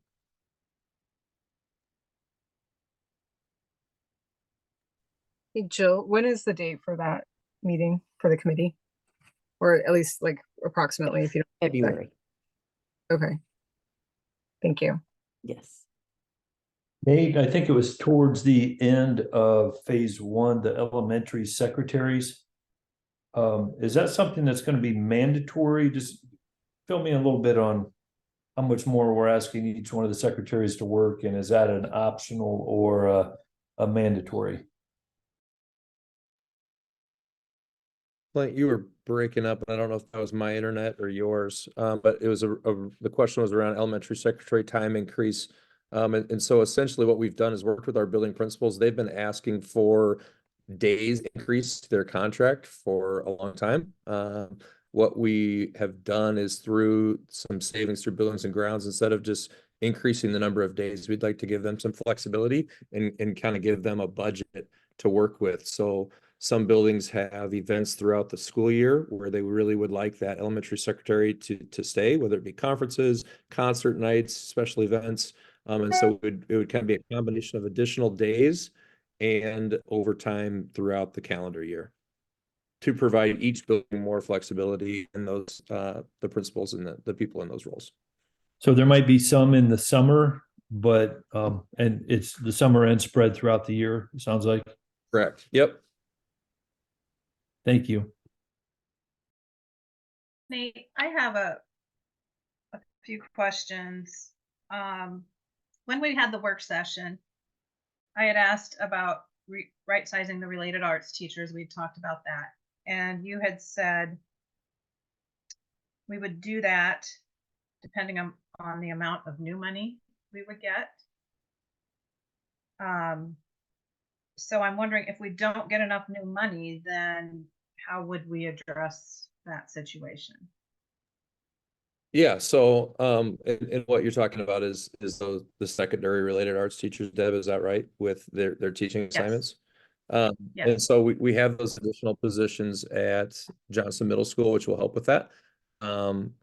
Right now at Johnston Middle School, all of their core teachers teach some elective classes or more core classes. So we have some flexibility in what Mr. Dillon hires and adding additional core teachers for sections. So working with Ryan Woods and Associate Principal Kyla Burns does the schedule at JHS to see how close we are to making that 6 out of 8 goal of ours a reality for next year.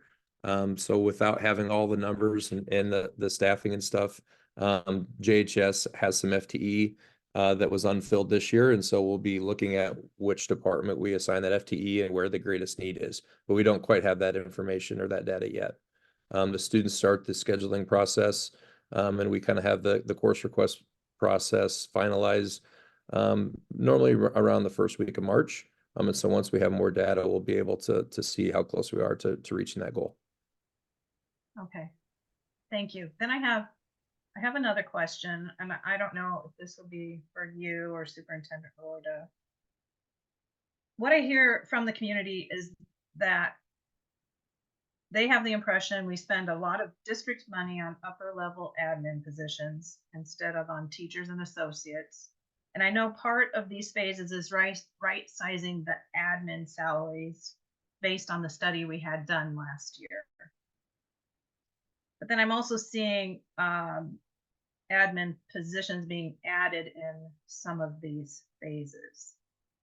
So how would you address that? So Nate, you let me know if you want to take it or if you want me to start, and then you can. Yeah, fill I'm in. happy. Yeah, I'm happy to talk about it. So the Okay. admin expenses, the admin increases in phase one, we talked about last year when we added the AP positions. So the largest expense there is the transition from the SSF to the assistant principal role. And that expense is coming with additional days on the contract and the benefits package, the costing difference there. So the adjustment of the AP salaries, that's really, it's not an adjustment of salaries, it's adding days. And so that's where the additional money comes in. So we say on there adjusting AP salaries because it is going to be a salary increase for all of our APs, but we're adding days to their contract because they're needed. The current contract isn't meeting the needs of those roles, and so we need to add additional days. If you remember our work session last year when we first talked about those, the original ask, I think it was by Mr. Reeson, was to make that a 220-day contract. And so the need to add additional days to the contract is significant. And then the other administrative expense on there is moving my position to cabinet. I think also if you move into the no cost of setting up the structure, that we could add positions underneath the directors, which would be our teaching and learning coordinators, as well as Adam Bush's student services coordinators. You'll see the first edition ask, I believe it's in phase 2, is to add some coordinators, if you agree to just that title change. We are deeply invested in our curriculum review process, and that has been vetted through the board, through our teachers and administrators. And we're in year 3 now. It's a 6-year process, so we still have 3 more years of onboarding. With the number of days, we typically don't have curriculum review on Mondays or Fridays. Those have historically always been a high need day for substitutes. So we try to stay away from those days. We're quite simply running out of days to do the work, which was my concern. I will teasingly, if he wants to add anything, ask Ryan Idol, because this started when I first came to the district and we started discussing the need for a curriculum review process and vetting the process with teachers, administrators, and through cabinet. Because I said at that point, we don't have enough manpower, human capital, to complete all of this work. So that's why you see it. The other item that I would like to add, I think that might be all of our administrative ads. But just very quickly, we can kind of peruse through and make sure I've addressed those. Last year, there was a discussion in the legislature about capping administrative salaries at 5% of the total budget of the district. And I'm sorry, we can get this document for the board if they'd like to see it. Ryan had gone through and looked at the proposed legislature at that time, which included instructional coaches. I believe school counselors were on there, if I'm remembering correctly. Even with all of those positions counted in that formula, we were only at 7%. We were one of the lowest, if not the lowest in the metro, where most districts were at 13, 14+% in that area. We can get that document to the board if they would like that before action is taken. Okay. And I guess maybe admin as well, but like non-teaching or non-associate positions as well. Yeah, there's administrative assistant positions on there, and there's some increases to our current administrative assistants. Counselors, I couldn't, I mean, we have the increase for 2.5 counselors on there, and that's to get more in line with ASCA's standards. We're still not there, and we still have a lot of room to grow in that area and providing supports for all of our teachers and kids in those areas. But And then a lot of them are buildings grounds positions, but that is related to savings, kind of a plan to save money in other areas of the district on some contracts so that we can use that general fund money in other areas to get some more supports for students. I do think one of the things that we are going to see even more transparency as we continue, as long as I am in the superintendent seat, is this year we started this process in June of prioritizing, and that was through the administrative team and then going back to their instructional teams, kind of what they saw as immediate needs, 1 to 3, or excuse me, urgent and immediate, 1 to 3 years and 3 to 5 years. And then we revisited that every administrative team meeting. When we found out just the urgency, they were at 1.7 million. We knew we couldn't afford 1.7 million, so we came back together as a team. But it is always going to be, as we parlay this process, and we'll always, take feedback as we work it through the first time from everybody. But the very first thing, and it always is going to be our priority, is right sizing our teaching staff, because we have to have the number of teachers to meet what we can serve kids like. And so that's why you saw five FTE coming as a request for Johnston Middle School.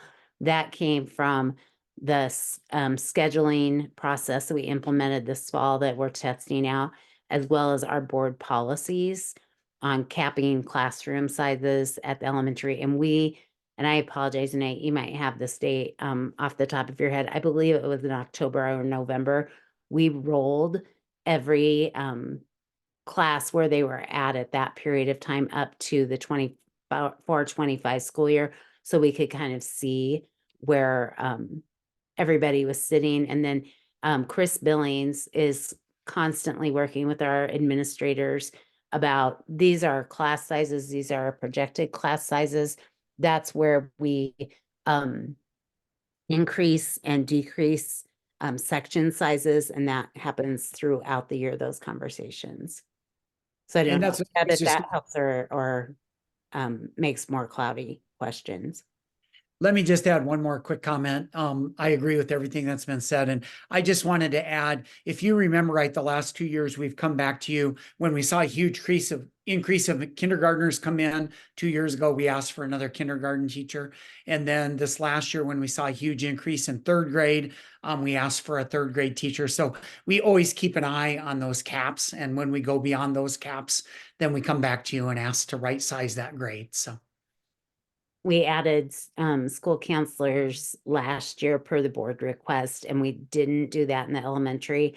So we're bringing that 2.5 to us. We can do that through adjusting some at-risk funding.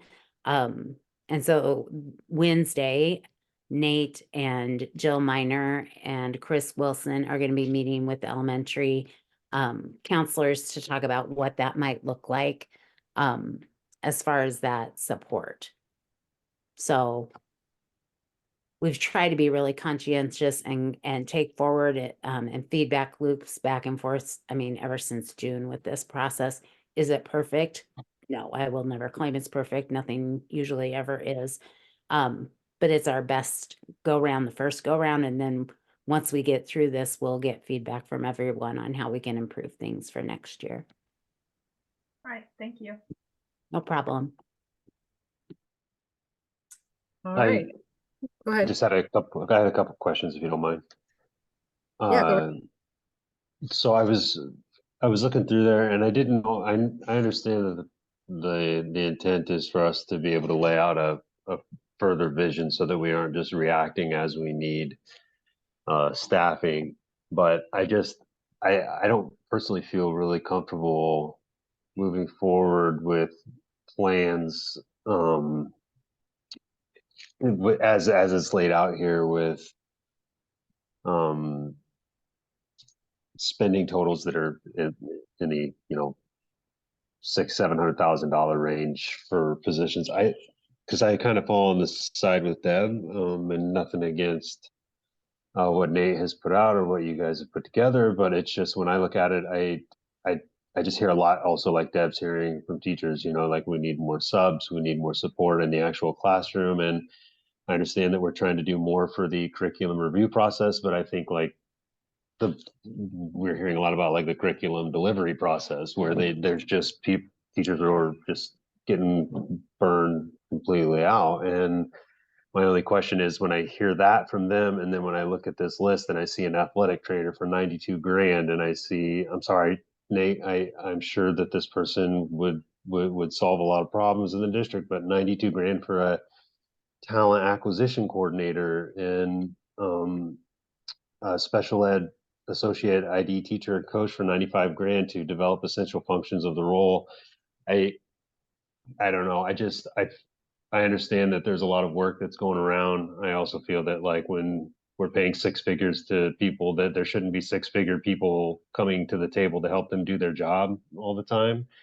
And we should be pumping more of this money into the classroom. And I get real, I guess, nervous about putting $500,000, $1 million into roles that aren't directly solving problems that we've been hearing since I've been on the board. And I'm sure since time immemorial, you know, with schools, that the teachers just feel they need more support. But I don't see how this helps with our classroom shortcomings with manpower in that role as Yeah. laid out here.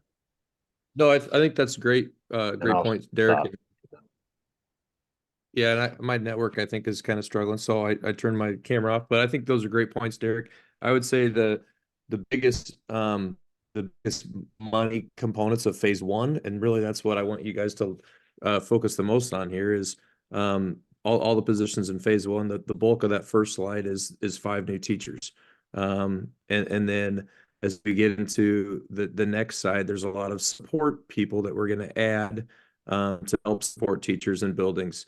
I think the behavior response people in the buildings, the associates, the JESPA positions will help all teachers and all associates in the buildings. Adding additional counselors will help support all teachers and all students in the buildings. I would say phase three, realistically, that is 2 to 3 years out, and we're going to continue the process every year. So all spring, we're going to kind of continue to look at our priorities and where our needs and reevaluate what moves up. So like you said, that talent acquisition position, that would be in my department. You know, the reason why I kind of dreamed that role was that was one role that would help take something off of all the plates of the principals. And when I have conversations with principals, Derek, and assistant principals, they're burnt out. And I was trying to be creative in how can I create a position in my department that would help support them and take something off their plate. And so that's one thing that they spend a lot of time on. Just the screening of candidates and posting jobs and going through all those processes. And if I could take one rock off of their plate so that they can spend their time with teachers and kids more, that would be their preference always too. So that's a little bit about that position. The athletic trainer, we currently have an athletic trainer. We just contract with a company. So we were just exploring the possibilities of in-housing things or savings. And I know that there's I don't know exactly what that contract is. I'll look it up for you and I can get that to you. But really, when we created our first phase one, we still had another $1 million+ of immediate needs in the district. We really kind of looked at all positions and where can we create savings for ourselves by in-housing things, and did a tremendous job with buildings and grounds and dreaming a lot of options there. But where can we create those savings so that we can put more money towards support for students and teachers? And I think a good clarification is also when we come for action, we'll be looking at phase one. We tried to keep every phase around the 500 to 550, excluding anything we got from cost savings or could take from a very specific pot of money like the Title I or Title IID. They have very specific ways we can use those positions. So like our elementary school counselors that we're bringing to the table, we can repurpose some at-risk funds in order to help support that. So just as we come forward on the 22nd, we'll be bringing phase one to you to consider. We just wanted to kind of project out what the future might look like as of today, knowing that we're going to also consider probably in February, once we know for sure where phase 1 sits with you, we'll start the dream all over again. And once again, Gotcha. like start firming it up starting in June, reprioritizing, because there may be things that we hadn't thought of, but our number one, Derek, is always going to be right sizing for teachers, and that's staffing, whether that's through bringing on and thinking about what courses we're offering. So all teachers can have 6 of 8, looking at our related arts scheduling, all of those different pieces. So probably we should have explained that at the beginning. Phase 2 and phase 3 are just kind of out there. The one piece from phase 3 that might come forward probably in February after the TQ committee meets is that special ed leadership team. Okay, understood. And that was going to be my second follow-up question was, and I apologize, for full disclosure, I was on a plane when we were trying to go over this that last time at our quick special meeting. No worries. So I wasn't able to No get worries. this, but if we were able to do just phase 1 by itself and not have to make some kind of a motion for all 3 at the same, to take a bite out of that and thing at yeah, once. and yes, and I apologize. We probably should have framed it that way. We'll be bringing phase 1 to you as an action item. Phase 2 and phase 3 were kind of just for your visioning for right now, as of January 8th, where the district admin team has been sitting as we've collected. Once you all take action on phase 1, then we can start redreaming the dream. But we will always do the process of rolling up our students probably in October or November, so we can first of all, in any kind of priority, make sure we've right-sized our staffing for students. Understood. And I don't make her uncomfortable because I know she's right there in the room, but for phase 1, one of the things that I think that needs to be addressed sooner rather than later also is help for Lynn. It doesn't have to be an $88,000, position that is superhuman, but I think that if we could think of some way to bring in somebody, if it's part-time or a intern or something along those lines, to take care of some of these social media things and whatnot that we have, because it's obviously, since she's been here, has exploded. She's everywhere. She takes photos of everything. There's notifications that come out, it seems like every 15 minutes. And so I would just like to have thoughts about that. I think that's very fair. That's something, I guess I'll ask the board a question. If we were to come up with some kind of adjustment to that, would you like us to have a special meeting to review that with you, or just have that as part of the action as we bring it forth?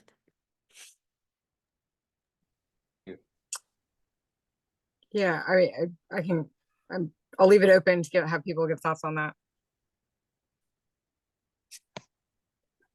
Are you asking to have a second work section on this again? Because we weren't all present. I need clarity on what we're saying here, please. Oh, absolutely, Leah. I was thinking, do you want to have a special board meeting just to review any adjustments that we might bring before we would have an action item on the 22nd of January? I don't think we need another, sorry, Leah, I don't think we need personally, I don't think we need another board meeting. I think we have kind of gone over this a couple of times, and if you make some adjustments based on what we talk about tonight, then we can all peruse those when the agenda comes out and then be able to vote on them the next time. Does that sound fair to the rest of the board? Yeah, I mean, technically, if you wanted to just put it in as a report with an action item later in the same meeting, and just to highlight any significant changes, like for example, if there's a part-time whatever for Lynn's department, something like that, and just do it as a report, so that for our folks, if any of our community members want to speak on that, that we at least have a couple spots that they can do that. But I don't feel that there needs to be a separate meeting for it. I think if we're just doing minor changes with things that have been addressed tonight, that we could do the report with the action item. Okay. Agreed. Right, does that sound good with the rest of the board? Yes. Sure thing. Yep. Okay, thank you. Sorry, it's hard because I can't see you all and I can't always hear who's who. So we'll move forward with potentially looking at a few adjustments, including Lynn. Everything else, we will bring just phase one to you for action and report on the 22nd. Okay, thank you. Thank you. Next up, we have Metro West report with Ryan Idle. All right. Hey guys, good evening. So I just want to give you a quick update since the last time we talked about this. So we had a work session on November 6th with regards to some construction concerns and potential costs moving forward with Metro West Academy. So just give you guys a little bit of background history with regards to this. So March of last year, Urbandale presented all of the Metro West Academy consortium members a couple new lease options. The new facility that they were looking to lease out was going to cost right about $598,000. Our share of that cost was about $182,000. We came back in April, on April 10th, had the board approve our portion. In June, Urbandale went out, got the architects involved. At that moment, realized that there was a bunch of additional work that needed to be done to bring it up to code for a public facility. So the construction costs ballooned from about $600,000 up to $1.5 million. This increased our estimated construction costs to $460,000. So then at that point, that was in October. We came to you guys in November, started having conversations about what that really looks like.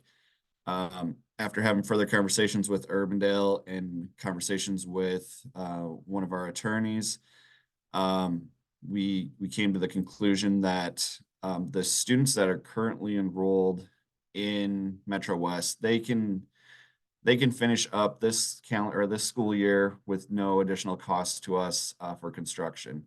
If we want any of our students to attend for the 24-25 school year, we need to pay the $460,000 by June 30th of 2024. So right now we have 25 seats. There's a handful of districts. So right now there's 6 districts total. So it's us, Waukee, ADM, DCG, Sadell, and Urbandale. Sadell has already indicated that their intention is not to return in 24-25. Urbandale is going to pick up those costs, and so we're not going to divvy it out between all the other districts that are staying on. Urbandale is willing to allow districts to move their seats up and down accordingly as well. So I know of a couple of districts that are going to reduce the number of seats that they have currently. But as of right now, we're locked in at $460,886 if we decide to move forward with this. So that's one option, is to continue moving forward. The other option that we were considering was what does that look like if we bring this in-house? So to make that happen, we would probably have to renovate our northwest wing of the district office. As of right now, because that would include some office space, you're looking about $2 million to renovate that.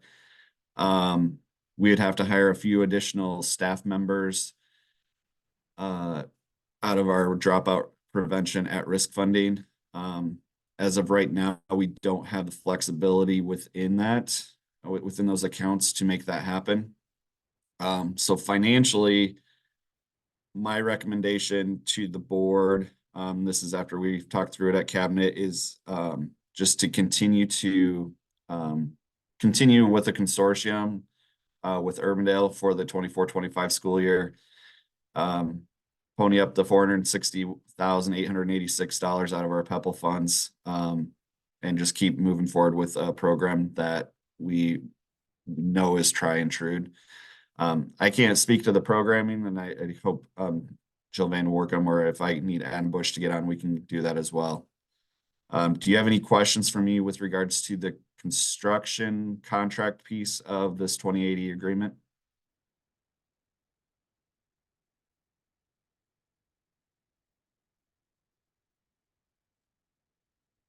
Okay, so basically what needs to happen next is at the next board meeting, I'll bring back the recommendation to continue this.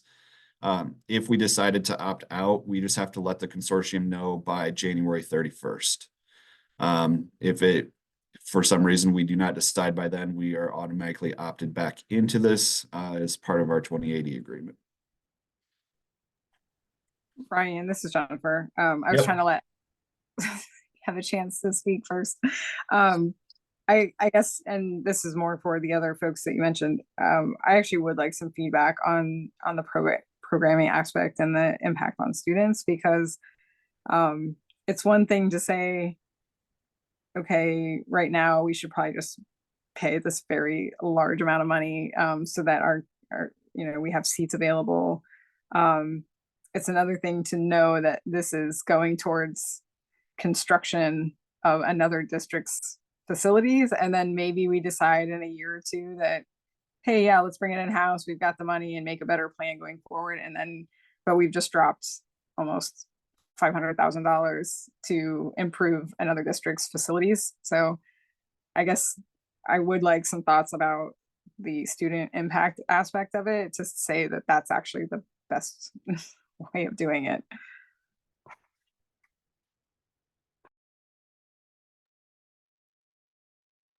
I'll just start with a little bit of information, and then Nate or Jill can jump in too. So currently we have 25 spots at Metro West, and those we have had a very high success rate with students who go there. These are students that probably would not be able to earn the credits necessary to graduate if they stayed in our comprehensive school setting. And so I don't have the percentage of success rate, but I personally know that there are, well over half the kids that we send there end up getting their credits back pretty quickly. The other thing that would be difficult to bring up to speed really quickly is their online component that they use, and the teacher support that they have has been in place for a long time. And so I think part of their success rate has to do with the fact that they've been doing this for years and years. And especially the online piece and the interaction between the instructors and the online piece is pretty finely tuned. And that would take us some time to get that up to speed in the way that we would want to. So ours probably would look like in the beginning, more like just an online program. And then the staff support would come along as we hired people and were able to train them and get that part up to speed. So do other people like to add to that? Yeah, I can speak a little bit about the programming there. So, yes, we have 25 seats, but as soon as a kid graduates early from their program, we fill that seat the very next week.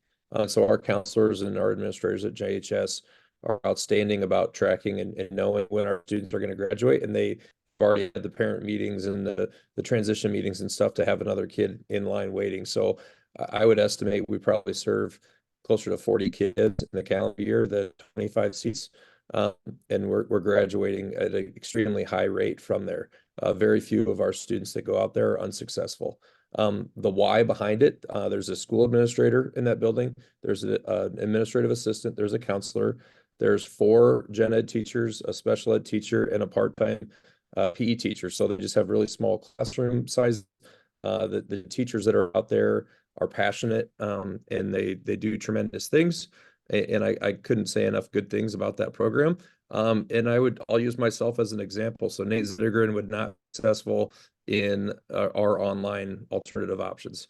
I'm just not a very good online student. I need that direct instruction from a teacher. And so that's what you get out there, is you get those classroom sizes, smaller environments, an alternative setting, which is one of the reasons why some kids aren't successful in a large comprehensive high school, is they just need that smaller setting.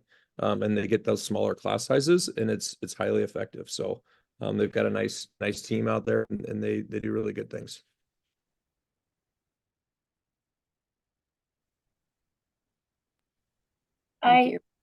Well, so I do have not, this is Nita. I don't know if I have questions or just some concerns. I do know about the program, and I do think it's an excellent program, Nate, exactly what you're saying. I just am really struggling with paying $400,000, almost $500,000 to update their facilities when I somehow or another, I think we could figure this out internally. But again, what does that look like, and how does that progress, and how do we do it in a manner of time that would be feasible for us to do and not pay into this? Because we kind of are in this position where we either do or we don't. It's, you know, we're kind of stuck. We either go ahead and pay the $500,000, and then we might as well stick with it as we continue down the road, because we spent $500,000. But I just see that $500,000 could be used somewhere else to do that same kind of programming in-house. And so I don't know if we have enough time, but what other options could we look at? What other things could we do? I totally understand the alternative setting. I mean, I've been there and done, you know, programming and things with that program before, so I understand it. I just am really struggling with spending $500,000 for them to update their facilities.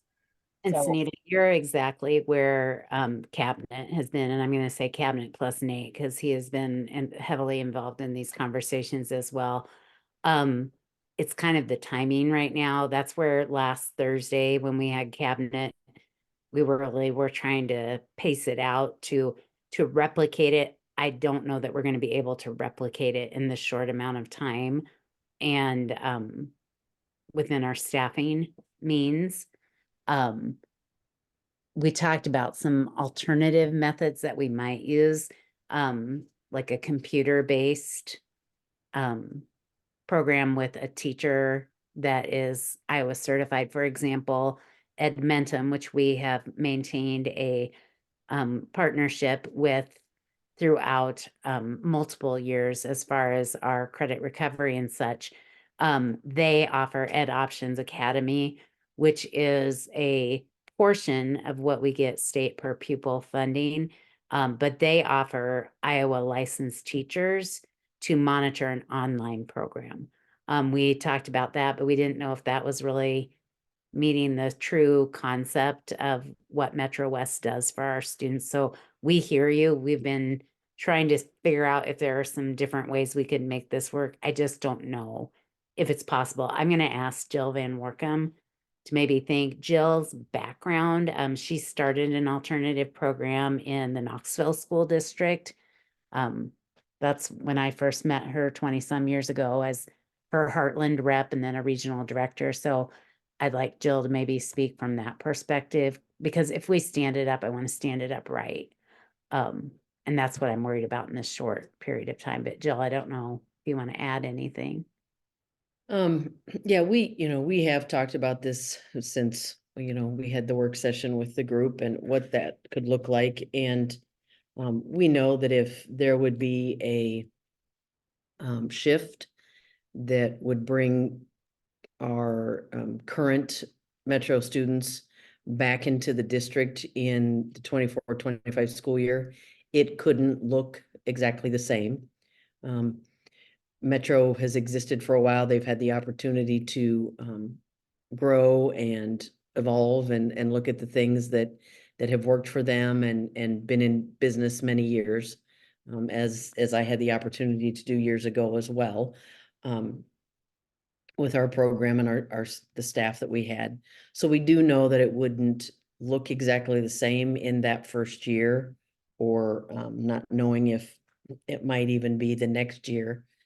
But we have talked about, if it were in-house, we would need the location, and like you've talked about as well, Sunita, and others with the money, that consortium construction cost doesn't cover what a remodel might need to be. However, we don't know what, as far as true square footage, I would say would need to be had for a program that would be in-house. It would be the staffing conversation we've had. We could use an Ed Options Academy with they're providing the teachers within that cost. And then we would still need maybe some humans, but it wouldn't maybe necessarily have to be a certified teacher in the beginning.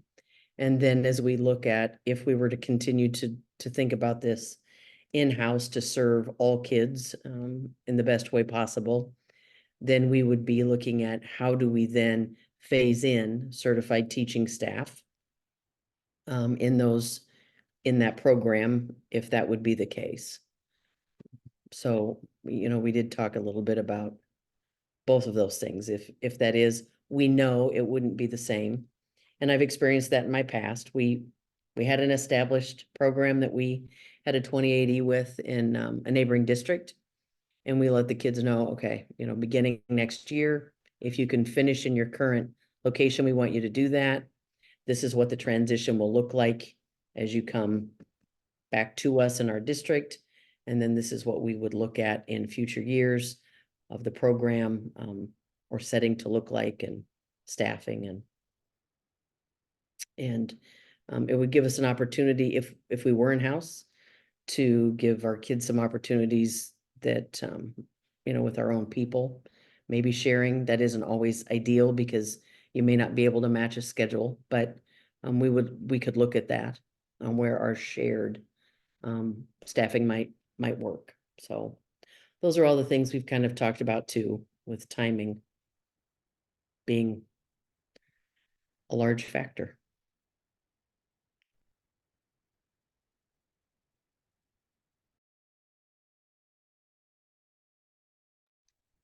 Any other questions or comments?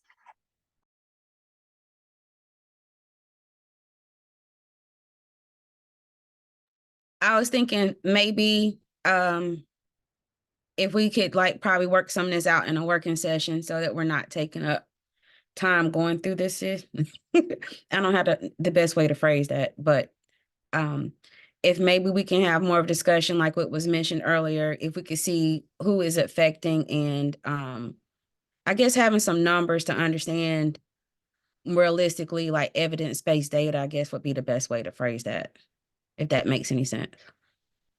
Yeah, I agree. I think I like the idea of having a working session to talk through this more. This seems like a complicated issue that we should really need to get more information around and get our heads around. What does it mean to stick with this program? And what does it mean if we want to take it on ourselves? Obviously, it sounds like people have reservations about sticking with this program because we'd be paying for somebody else to update their facilities versus having our own facilities. So I think, yeah, having a working session sounds like the route we should probably go with this. What is the deadline on this that we have to know by? You have to say something by January 31st. That's right there. We have to notify them. They gave us a little further. It's usually by January 1st. They have extended that to January 31st because of So the we had a process. work session on November 6th, which was before the election. So I mean, I'm fine with having, obviously, yeah, I'm fine with having another one if it's, if we want to clear the air on it. This one rubs me the wrong way because they got us over a barrel in my mind, because we look at the cost of teachers. Just put 5 in an elementary, we're at $500,000, and we're going to have to add staff and upgrade the facility. We're going to be at $3 million by the time it's all said and done, and they just, at the timeline we're at, I just don't see where we're going to go with it. But yeah, it's a lot of money, and I have no problem showing up for, whenever we want to have to do it. Well, and I think there's some more discussion that needs to happen too around future planning with this program in general. It's not just what are we doing now, but we should also be having some conversations about where do we want to see this program grow down the line as well. Some goals, Gotcha. et cetera. Yeah, that's where, this is just a timing issue all right around, because Mhm. that's something we could talk about in our needs assessment, but that's not gonna start until, next fall, so it's too late. So I hear you, Jason, and I agree with that. Well, the biggest thing, I guess what I'm trying to ask, if you're saying we have currently 25 seats, if there was like, do you know a projection of how, is it going to increase from 25, or maybe is there like, we can maybe only do half? I'm looking at it from that direction, or that viewpoint a little bit. Because that is a pretty steep amount to just walk in here and say, yeah, we can commit to it. So Yeah, I want more. yeah, I think we need to talk about it through a work session, because not only would we have the $460,000 that we're committing now, but in order to continue to have the 25 seats for that year, we also will have the cost of those seats continuing to go forward. So we've invested the $500,000 for their construction, but that doesn't take into account what it costs for us to have those seats, correct? Okay. That is correct. Yep. The only other piece, I don't want to belabor the point, but the high school administration would definitely say that we need all 25 of those seats. Reducing seats would make life difficult, and would mean that there'd be a group of students that would be really difficult to serve. And also just keeping in mind, it's more than 25 students we serve in a year, because we Correct. replace a student as soon as one graduates. Correct. So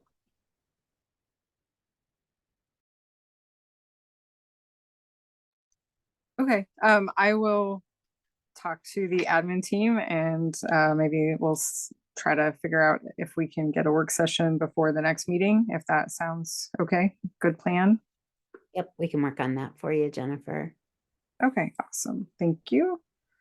All right, moving on. We have our first reading of policies for social media, school board member, social media engagement, equal opportunity employment, reconsideration of instructional and library materials regulation, and public participation. Anyone from policy want to take that one? Yeah, I'm gonna take it, I think. So let's see, if we go to policy 40, nope, I am wrong. The 200.6, which is the board social and social media engagement policy. This is technically not the first reading of this one. We brought this before, but we made some additional changes, so we're bringing it back. This is a new policy that IESB had sent us, so we've kind of gone over this policy multiple times. The new thing that we have done to this policy, the last policy meeting, Derek, to the previous time we brought it forward, Derek had mentioned about taking the first, the last sentence out of the first paragraph. And so we talked about that again in the policy committee, and we all agreed that we could remove that sentence and the policy would still be able to be brought forward. So we're bringing forward policy 200.6. I just lost all of my other ones.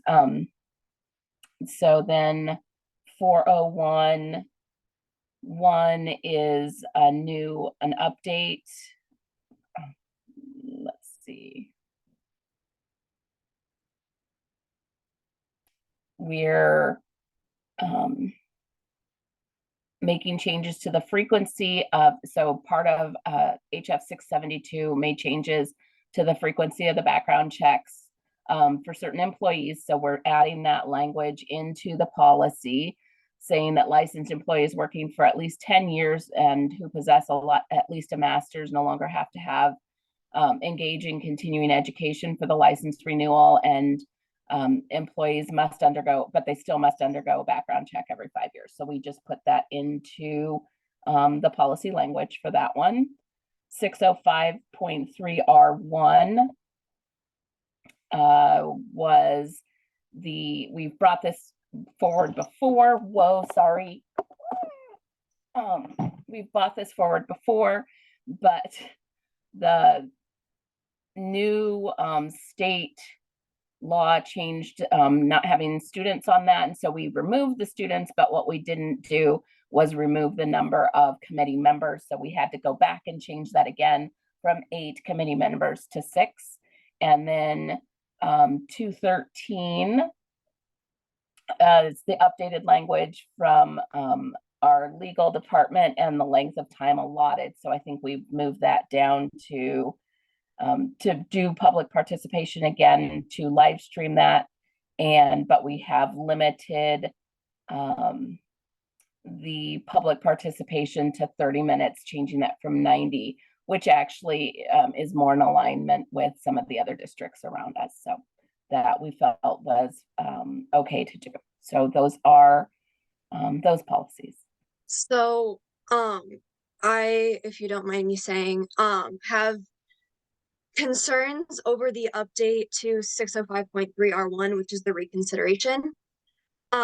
So Senate File 496 is undergoing a pending lawsuit, and the judge has enjoined all parts of it related to books. Because of this, the state can't enforce the law because it's been, while the lawsuit is still going on. So my concern is that it seems premature to revise our policy on a law that's currently unenforceable. So I guess my question is, like, have we sought legal advice on that reconsideration committee part now that it's unenforceable? Obviously, it goes without saying that I would really like to see a student reinstated if possible, especially because that part of the law is not enforceable at the moment. And if it's easiest, obviously, I would be happy to serve on that committee, both committees, anything like that, while the law isn't able to be enacted. Abby, if I can maybe address that with you. So we have already passed that policy previously through IASB policy primer. What we did, as Sunita mentioned when she was talking about it, is we took out the students, yet we kept the count at 8 members instead of 6 members. So as you asked that question, we've had that policy in place. We haven't had a policy meeting yet to say, do we want to revert back to our previous policy? Just wanted to give you a little more background. This is just revising the numbers. We've already approved at a previous board meeting, taking the students off from that was a recommendation from IASB prior to this. Okay. Is that going to be like, this might not be, I don't know, but is it going to be a revisited thing to have students now that, you know, there's the laws kind of in a different place? Yeah, for sure. That's what I was just saying. We haven't revisited it because we haven't had a policy meeting since the injunction was put into place. Okay.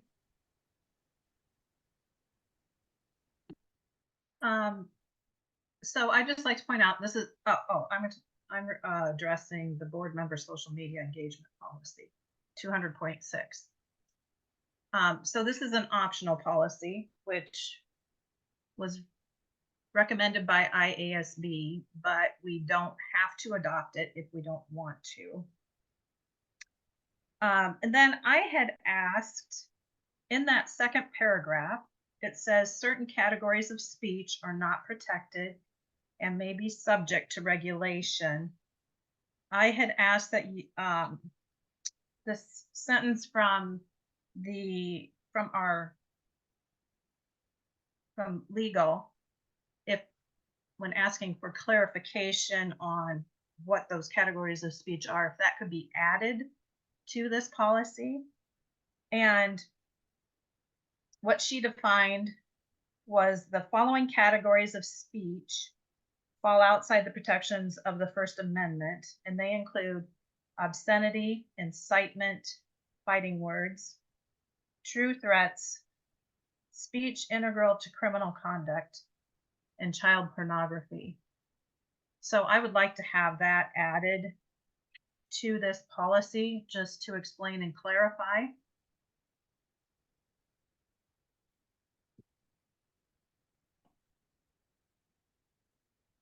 And I think the policy team, if you want to talk about it, because we did talk about that at the last policy meeting that we had, Deb. It's been a while back, so I don't know if the team remembers that or if we want to bring it back to policy again. We can sure do that. I think we had agreed that it could be added. But the question kind of comes back up, if you go and say obscenity, what's going to define obscenity? Because I think that's going to be, that seems that you can't, it seems you might get specific and then we're going to be what is considered obscene and what isn't. So is that something policy committee can we table that and come back to policy committee and talk about that later? Because don't we meet, is it on the 24th now? Wait a minute. Well, I think we have to have that conversation amongst the board to decide what we want to send back to policy, don't we? Yes. Right. So if you're sending that statement you just said, I'm saying we can send what you just asked about and we can come back and talk about it. Is that what you're asking, right? No, I'm asking for this sentence to be added to this policy. Right. So if you're asking for it to be added, you want policy to go back and discuss it, or are you asking us to do it right now during this board meeting? No, I think it would have to go back to policy. Okay, so that's what I was saying. We're going to meet. Well, it's a first reading. This is the first reading. Yeah, so we'll bring, Deb, if you would help me out, I'm sorry, this electronic isn't the best for this. Could you potentially just write down what you'd like to add, and then I can take that back for our next policy meeting for discussion. Sure, yeah, I can do Okay, that. I appreciate that. I appreciate that. Okay, and then I'd also like to point out that those categories are not protected by the First Amendment. And obscene is defined as offensive, rude, or shocking, usually because of being too obviously related to sex or showing sex. And based on that definition, I would not be able to post pages from books that we have in our high school library. A Handmaid's Tale is one of them, which says, my red skirt is hitched up to my waist, though no higher. Below it, the commander is effing. What he is effing is the lower part of my body. I do not say making love, because that's not what he's doing. Serena Joy grips my hands as if it's she, not I, who's being effed, as she finds it either pleasurable or painful, and the commander F's with a regular 2/4 marching stroke, on and on like a tap dripping. That's something I would not be able to post on my Facebook school board page, and yet we have it in our library. Also, in our library, which students have checked out currently, is A Court of Mist and Fury, which says, but all I could think of was his mouth as it lowered to my breast and sucked, his tongue flicking against my nipple.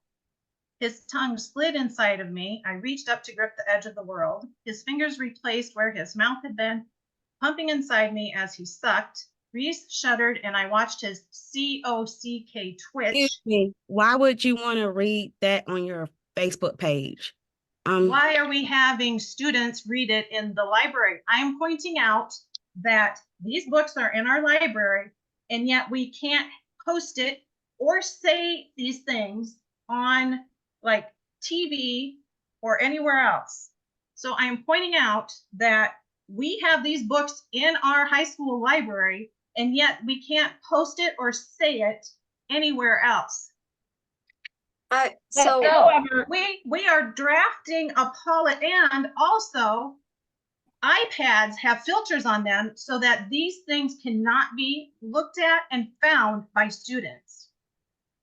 So you want we're discussing a policy on what a school board member could post as a school board member. We're not this isn't a policy on what you could post on your personal Facebook page. You can post whatever you want on your personal Facebook page or your personal Twitter or whatever. This is when you're acting as a board member, that you're making the choice to post those things. Students are making a choice to check out those books. So that's what we're saying here, is that if we're not discussing what books can be posted, what books can't be. We're just saying that as a board member, you enjoy the freedom of speech under the Constitution, and certain categories of speech are not protected and may be subject to regulation. So that's all we're saying. We're not saying you can't post it as a regular person, but these are in the school library, and I can't post to my community. We're not going to argue this over the board. I can't post to the community saying these books are in the library and this is what is in them. I can't post that, and they're in our library. As an individual, you can post it yourself as Deb Davis, but Deb Davis is no. There are people following my social media that I am not friends with on Facebook. I don't think that's okay. I'm trying to make a point here. So we're trying to make a point out of something that isn't what we are here to talk about, and that's why I'm trying to get us to move on. No, like I said, I would not be able to post these things that are in our high school libraries to alert parents to this, and yet I can't post it, and yet we can have it in the high school libraries. We're drafting a policy that's limiting obscenity for school board members, but is freely available for minors through our high school library. This makes no sense to me. What would you propose, based upon what you're saying, what would you like to see changed? What are you proposing? The addition to this policy, the two things, I'm confused. So if you wouldn't mind we can move on. Or what's the connection here between what you can post on your public Facebook page that you're acting as the capacity of a school board member and the educational materials that we use in our school? Well, if I want to show parents some of these things that are available to students in the high school, I can't post it on my Facebook school board page. You can post it on your personal Facebook page. Like I said, parents have access to things that they're able to make informed decisions about what their children have access to. That's part of like how we operate. So, I mean, parents have the ability to make choices as to what their kids do and do not have access to, as they can have conversations with their students, same way that you can make choices as to what you post on your Facebook page. Deb. Well, there are people on my personal page or on my school board page that I am not friends with, so they would not see anything I posted on my personal page. Actually, Deb, you can make your post public from your personal page if you want community and anybody else to look at it. It just cannot come from your social media engagements as a school board, because we are a unit. And if you're doing that, then you're speaking for all of us. Deb, here's a wonder that I have. I wonder if you could write up your concerns for me. If you want, I can send them to Daniel, the policy group I can communicate with and see if they want to we can take this back to policy, is what I'm saying now, because there definitely needs some clarity around, I think, personal social media versus school board social media, because this is about like school board when you could be considered as speaking for the entire school board. So I think posting a book that's in the high school library. I mean, if I said this book is in our library and this page is in it. Right. That's where it sounds like the policy team wants to bring it back, is what I believe to be true. So I think if you write down your considerations that you want us to take back to policy, and policy team, please correct me if you want something different. But I think if you would just engage with what you would like us to consider at the next policy meeting for us to go through, then the team can then wrestle with it or have consideration. They might even want to send it to legal counsel for guidance before it comes back as another report. They might even decide that maybe they just don't want to bring it forward at this time. Those are all things that the policy committee could work through. Okay. Does that sound fair? Sure. Okay. Thank you. A policy team, I don't want to speak for you. How do you feel about Nope, that? that's fine. I'm fine with that. I was trying to say that before it got this far at 8:30 p.m. Okay. And Derek, These board meetings have gone till midnight before, so that's part of the job. I'm just saying that as part of Derek, it. So I apologize, Derek. I didn't mean to cut you off. Are you comfortable with no, you're taking? fine. I'm fine. I'm fine with the policy meeting, bringing this back to us. That's okay. Okay, thank you. So Deb, we'll just wait to hear back from you on considerations. If there are other board members that have considerations as well. We are scheduled for the 24th. However, I need to wait. That tentatively is our final interview day for the associate superintendent permanent role. And we need to see how many folks we have through, whether we'll need to adjust the time for policy. If that works for everybody. So I tentatively the 24th, Deb, we may have to be a little bit flexible with that, depending on how many applicants that we have and how many folks we bring forward. Okay. Okay, thank you, guys. So speaking of time, I want to mention the public comment. I don't think we need to be reducing the amount of time there. To Derek's point, you know, it's part of the job that we're here as late as we need to be here. And I think we need to make sure we have plenty of time for speakers to speak who wish to speak. And 30 minutes essentially means we have 10 people that get up to speak. Could be more if people use less than their 3 minutes, but you know, I don't think we really need to be messing with the time any more than we have. I mean, we used to have 120 minutes. And then that got reduced down to 90. I don't think we really should be looking at reducing that time anymore, because to me it's, you know, we need to give the public the opportunity to come and talk at these meetings. This is one of their few opportunities to really talk to the board. Yes, they can send us emails. Yes, they can, you know, call us, whatever. But you know, I think I really am a firm believer in making sure that we uphold the public's ability to come and talk to us. So if I don't know why we decided to go from 90 to 30. I don't know if anybody on the policy committee can speak towards that, but Yep, I can address that. We actually, so number one, I'm going to say we have done a lot of research on this issue. So what I'm going to say is that we actually don't even have to allow public comment because it's not a requirement.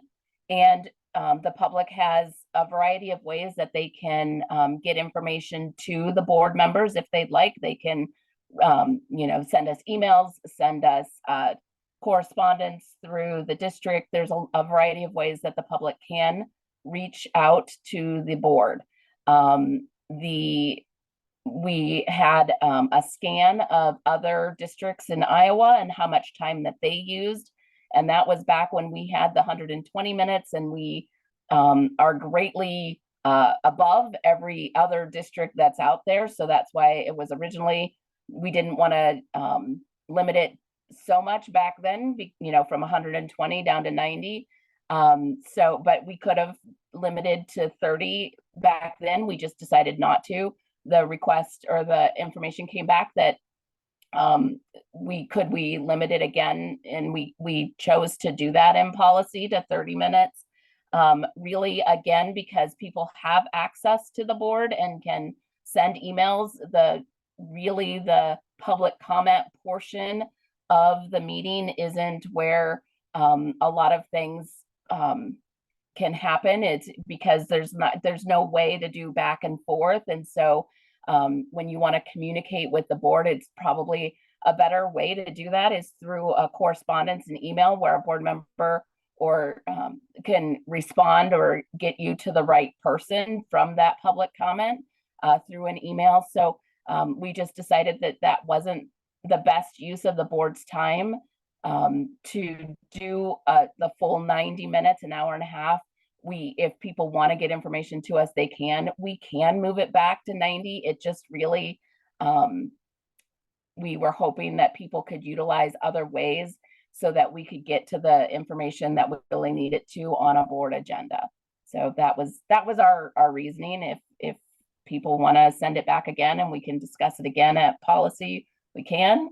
But we've done, Johnston does allow a lot of time, so we thought 30 minutes would be plenty for people to be able to come and speak. Yeah, I actually would like to have that sent back and have you guys talk about it again, because the way I view it is, if you look at a normal board meeting that we have here, we don't get a lot of people to come and talk. When we do, it's because we have a hot topic item. And I think those, yes, they can be spectacles, yes, whatever. I think it's important to allow the community to have their input at those meetings. So I never agreed with the reduction from 120 to 90. That's my personal opinion. I know you guys have looked at this. I know that we don't have to allow public comment. But again, I think it's important that we're as flexible as possible with public comment, because it's important for the community. And I think the community does support having the ability to come and talk. So yeah, I would say if you guys can take that back and rework that, because going down to 30 minutes, again, that's like 10 people. So especially when we have those hot topic items, to be perfectly honest, I am fine if we have late meetings, but yeah, I just don't agree with going down from 90 to 30.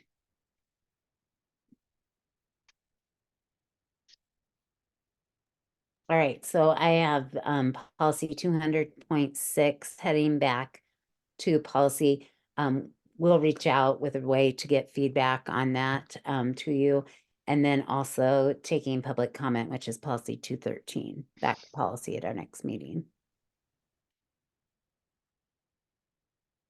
Thank you. All right. H, next up, first reading of the 503 series, student conduct, student suspension, administrative rules, student threats of violence and incidents of violence regulation, and expulsion. All right, that's me again. So let's see. 503.1R1, so it's the regulation on student contact. We brought this one forward before, took it back to policy with some questions, and we are adding back the sentence that is the students who fail to abide by this policy. We're adding that sentence back in. Does anybody want me to read that entire paragraph of what we're adding back in? Okay, so that is what that one is.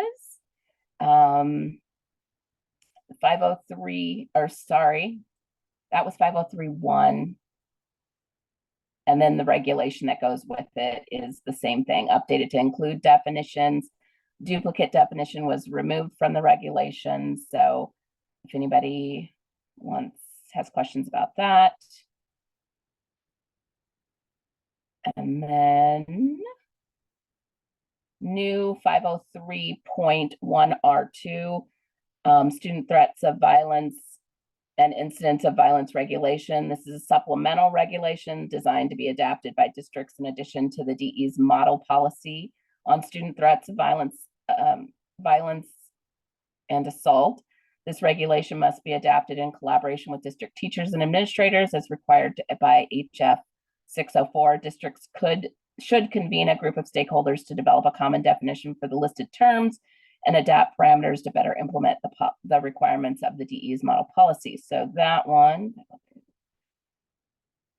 second regulation, I can't get it to open, is all new. And we just, Nikki, I don't know if you want to help me out on this one. So I think I can jump in on this one. I spent a lot of time in these policies because I'm the one who does the discipline piece.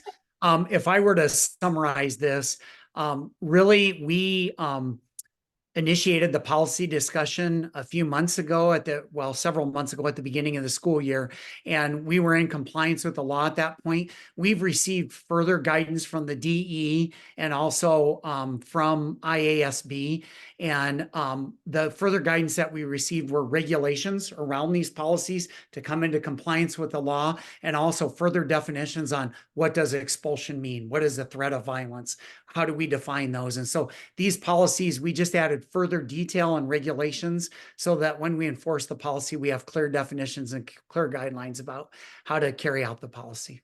That's probably the best way to summarize it. Thank you, Chris. Yep.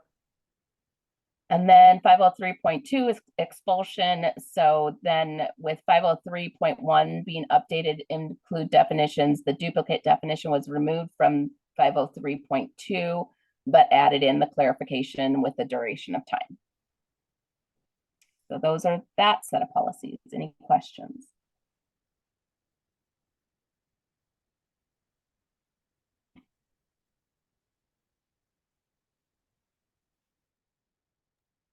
Okay, I think we will move on.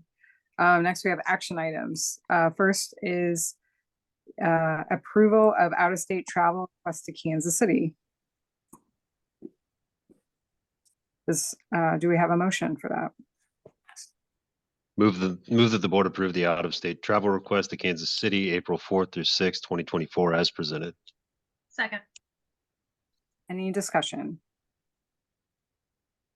All those in favor? Aye. Aye. Oh, hold on. I was gonna ask. Oh, sorry. Go ahead, Jason. I'm not seeing a total cost on this. Do we have that number? I'm looking at the document and I see a projected cost per attendee. Going forward, can we make sure that we get the total cost listed? Yes, I can make a note of that as requisite requests come in, that if they have the ability to have a total cost, we'd Yeah, like I to. understand some of it might be estimates, but just so I'm not looking at $145 per attendee and then having to figure out number of attendees and that type of stuff. I can do that. Thank you. Sorry, Jen. Oh, that's okay. So let's do that vote again, please. All those in favor? Aye. Aye. Opposed? Motion carries. Next is the approval of 2024-2025 course selection handbook. Do we have a motion? I move that the board approve the 2024-2025 course selection handbook as presented. Second. Any discussion? The only thing I want to ask, again, this is around the DMAC online courses. I noticed in one section specifically around the number of classes that kids are required to take in their senior year. There's the new line there about the study hall and DMAC online courses do not count towards the minimum of 12 courses. Do we have that listed anywhere in policy? Because I went and looked through our policies and I'm not seeing anywhere what outlines what constitutes a Johnston or how a course is constituted as a Johnston course that satisfies the 10 courses over 2 semesters or the 12 courses over 2 semesters. That isn't written into a policy. That's just been relayed through in the handbook. Okay, because I did see that in the graduation, there's a for the at-risk kids, they are able to have their DMAC courses applied towards their Johnston creds. Is there a reason there's a difference between the at-risk kids versus everybody else? I will try my best on this and see maybe if I can get Jill Miner. I don't know if she's still on or not. There was a period in time when you could establish 2 different diplomas. And now with like special education, if they can't reach a core diploma, then they get a certificate. I don't have the history behind that, Jason, but I can, if you don't mind, I can hop on text and see if Jill can hop back on. She might have that historical knowledge just from teaching. She can get back to me later. She doesn't need to hop back on. I'm just curious on that. Will that impact your action tonight? No, Oh, no. Okay.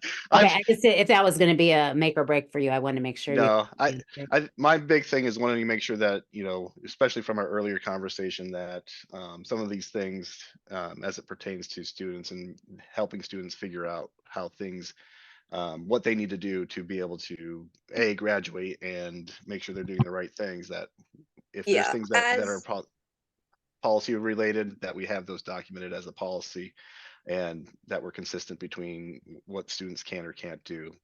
So yeah, so that's really why I'm bringing that up. Yeah, I will As- see it. Oh, I'm sorry, I didn't mean to No, interrupt. you're good. As someone like I'm the one that brought that up in the first place. And as someone who has specific experience with that whole situation, I would very strongly urge that further clarification on BMAT classes is needed. However, that being said, I do think that changes need to be made to the course handbook to have clear instructions on DMAT classes and specific like adjustments and things like that that explicitly explain why things are the way that they are in the classes that count and don't. I also know that we need to get scheduling started for next year desperately, which requires approval of the course handbook. So I like fully understand that it needs to get approved just for sake of so we can actually start scheduling and the counseling office can get moving on that sort of stuff. But I do think that some updating to explanations as to DMAT classes probably would be useful. All right, any other feedback that we can take back?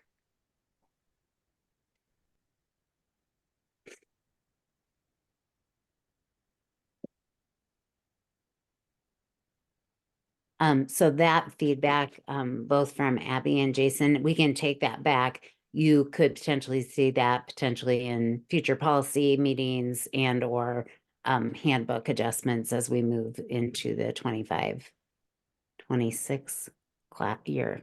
Oh my, that seems crazy that we're talking about that, but we would make those adjustments moving forward. Thank you all. Thanks, Nikki. Okay, so we have a motion and a second. All those in favor? Aye. Aye. Aye. Opposed? Motion carries. C, approval of 2024-2025 JMS staff additions. This was what was previously discussed at our prior board meeting, specifically for the 5 FTE teaching positions. Leah, the I board- motion- oh, go ahead. Sorry. Move that the board approve the addition of 5 FTE teaching positions at JMS for the 2024-2025 school year as presented. Leah, I second. Okay, all those in favor? Aye. Aye. Aye. Opposed? Motion carries. D, additional special ed associate staffing. This is 5 associate positions at 37.5 hours per week. Do we have a motion? Move that the board approve the additional special ed positions for the 23-24 school year as presented. I second. All those I in have a favor? question.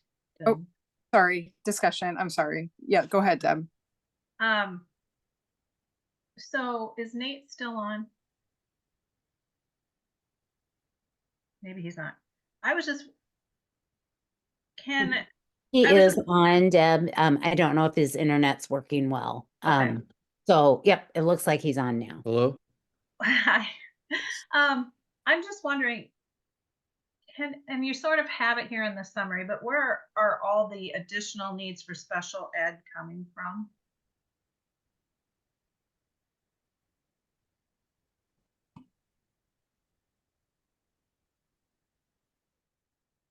I don't know if Nate is breaking up, and so I'm going to take this one team, and then please feel free to correct me if I am misrepresenting. Deb, the needs come from IEPs, which are the individual education plans that are written for students. It could be for a newly acquired IEP, someone that's just a newly entitled person, or as changes are made in IEPs through federal law.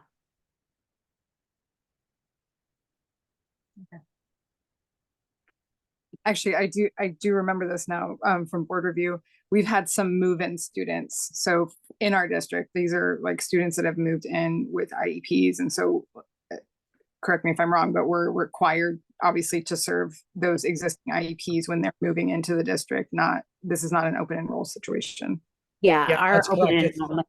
Oh, I'm Yeah. sorry. Our open enrollment is closed for special education right now. So the only time we would be needing for new IEPs are either someone has moved in as a resident district in Johnston or a newly entitled, or as part of a IEP meeting, there's been an adjustment made. Okay, thank you. Sorry, we're all over talking each other. That's the miracle. Oh, that's all right. I was just going to add, we've had multiple students that have moved into the district, aren't open enrolled students that require an IEP associate as part of their plan. And then the other piece is we've staffed some kids in at the lower grades. So those are the two sources of the need for associates. Okay, thank you. Okay, so again, apologize for missing the discussion there. So we have a motion and a second discussion. We've had that. So we will go ahead and vote. All those in favor? Aye. Aye. Opposed? Motion carries. E, approval of modified supplemental amount for at-risk dropout prevention. This was previously discussed for our change in ask that we usually do annually. I move that the board approve the application for the 2024-2025 modified supplemental amount for at-risk dropout prevention in the amount of $1,505. Oh, wait, $1,505,221.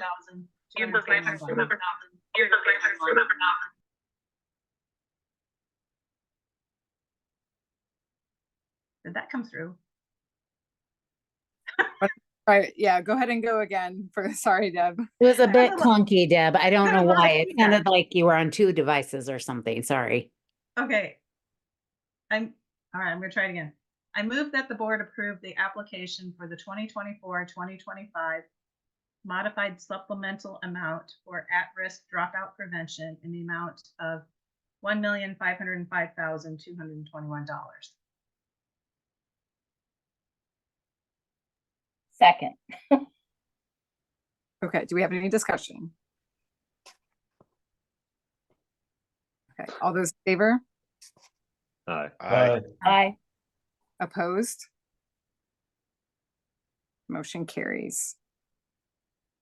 Okay, F, publication of notice of hearing and posting of the notice to bidders for the Johnston Community School District Summit Middle School Swimming Pool HVAC Upgrades Project.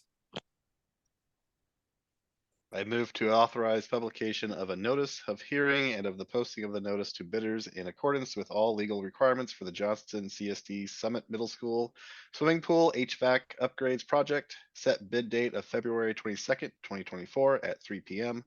and hearing date of January 22nd, 2024 at 6 p.m. for the Johnston CSD Summit Middle School. I'm going to skip that B in there because I think that's the typo. Swimming Pool HVAC Upgrades Project. Second. Any discussion? All those in favor? Aye. Aye. Aye. Opposed? Motion carries. All right, we are done with action items. Board President report. I already said my piece earlier. Jason, would you like to do thank yous since you did mission and vision? Sure. Wait.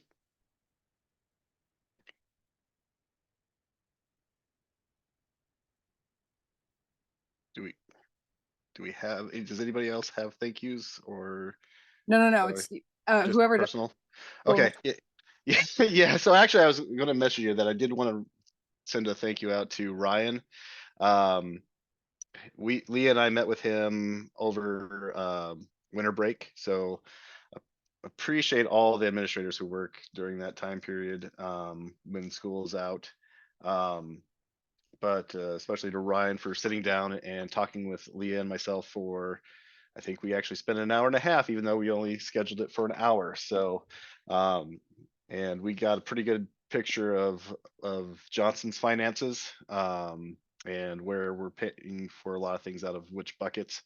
I think Lee and I both asked quite a few questions to Ryan, and he was a trooper and was able to get all of our questions answered. So it was really good conversations and really helped get Leah and I up to speed on where our finances are at with the district. So thanks so much, Ryan, for all your help and assistance over winter break. And again, a big thank you to all the administrators who have to stick around during winter break too, when all the kids are gone, and to the teachers and staff too. It's a team effort. Awesome, thank you. Board committee reports, policy, do you have anything additional that wasn't already in the first readings? No. Okay, SiAC, equity subcommittee. SiAC, we had the area AA, the director, two of them came and they presented. We're a small group because in the wintertime we don't have a lot of participation, so we got to hear a lot about what they do for our community district and how monies are spent, and had more of a, I'm not gonna say a one-on-one, but an intimate conversation about how they serve our district. So Jason, you have anything to add to that? Because that's all I had for SiAC. No, I think that's pretty much it. It was basically talking through the AEA stuff. It was eye-opening to see just how much the district gets in resources from the AEA. So it's a really important program that the state funds, and that we need to make sure that the state continues to fund going forward. So, because I can't imagine, if we're haggling over, 500,000 for the Metro Proposed. West, yeah, and the other proposed staffing, coming up with additional millions that the AEA would we would miss out on because we wouldn't have the AEA there. That would just put us quite a burden under the district. So it One was good other hearing that. was a parent had mentioned as a group, it's like she would like to see going forward that there is more consistency when there's a transition of a special needs student going from like their elementary to the middle. So it was nice to be able to see that the parent could ask a question and get a direct response from the AEA. And to Jason's point, knowing that they do a lot that I didn't realize, they do some of our signage and things you don't consider the AEA might support. That's just a small thing. So that's the end of my. Leah, could I maybe add just a quick addendum? Okay. Just kind of an overview for the equity subcommittee. We started with the AEA services kind of as our global picture. Then in the upcoming months, we're going to look specifically at special ed, at our ESOL work and our ELP work. So just kind of setting the stage for that too, like why are they talking about AEA services? That kind of is the umbrella of like bigger picture. So I just wanted to add that clarification. I apologize.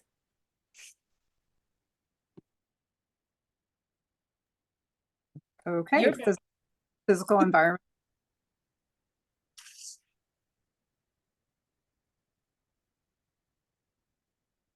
I'm new to that committee, so I'm gonna defer to you or Clint, Jennifer.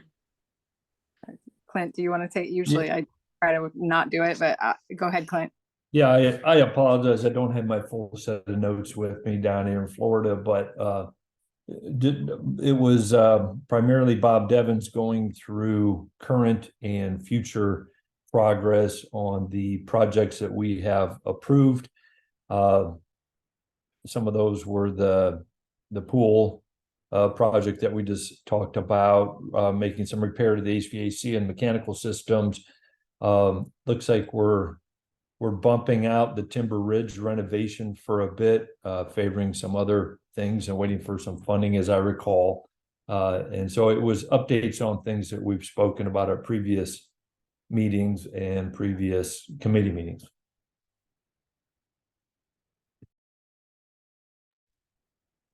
And Academic Affairs Committee.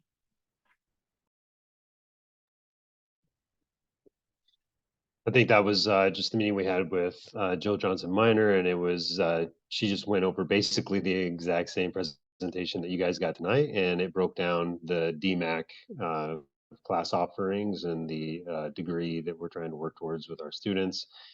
And I think she didn't go fully into it, but I think she has even bigger picture for like where she wants to go with this and how she wants to expand that. And like I said, I always like when Jill's presenting stuff because it's always to me, it's always next level type of things. And so that's kind of, that's all we went over.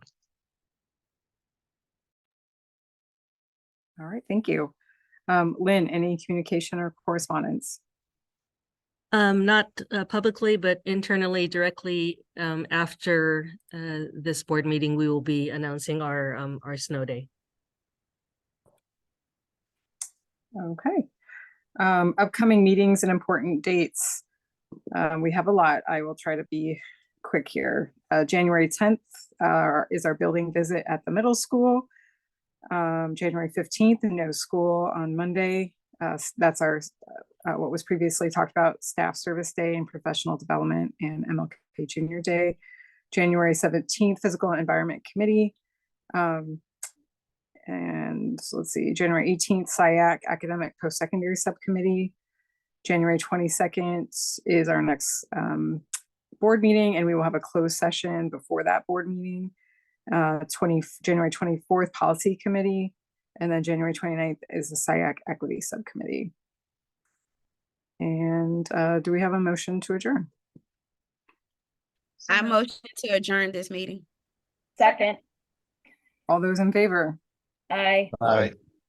Opposed? We are adjourned. Thank you. Thanks, everyone.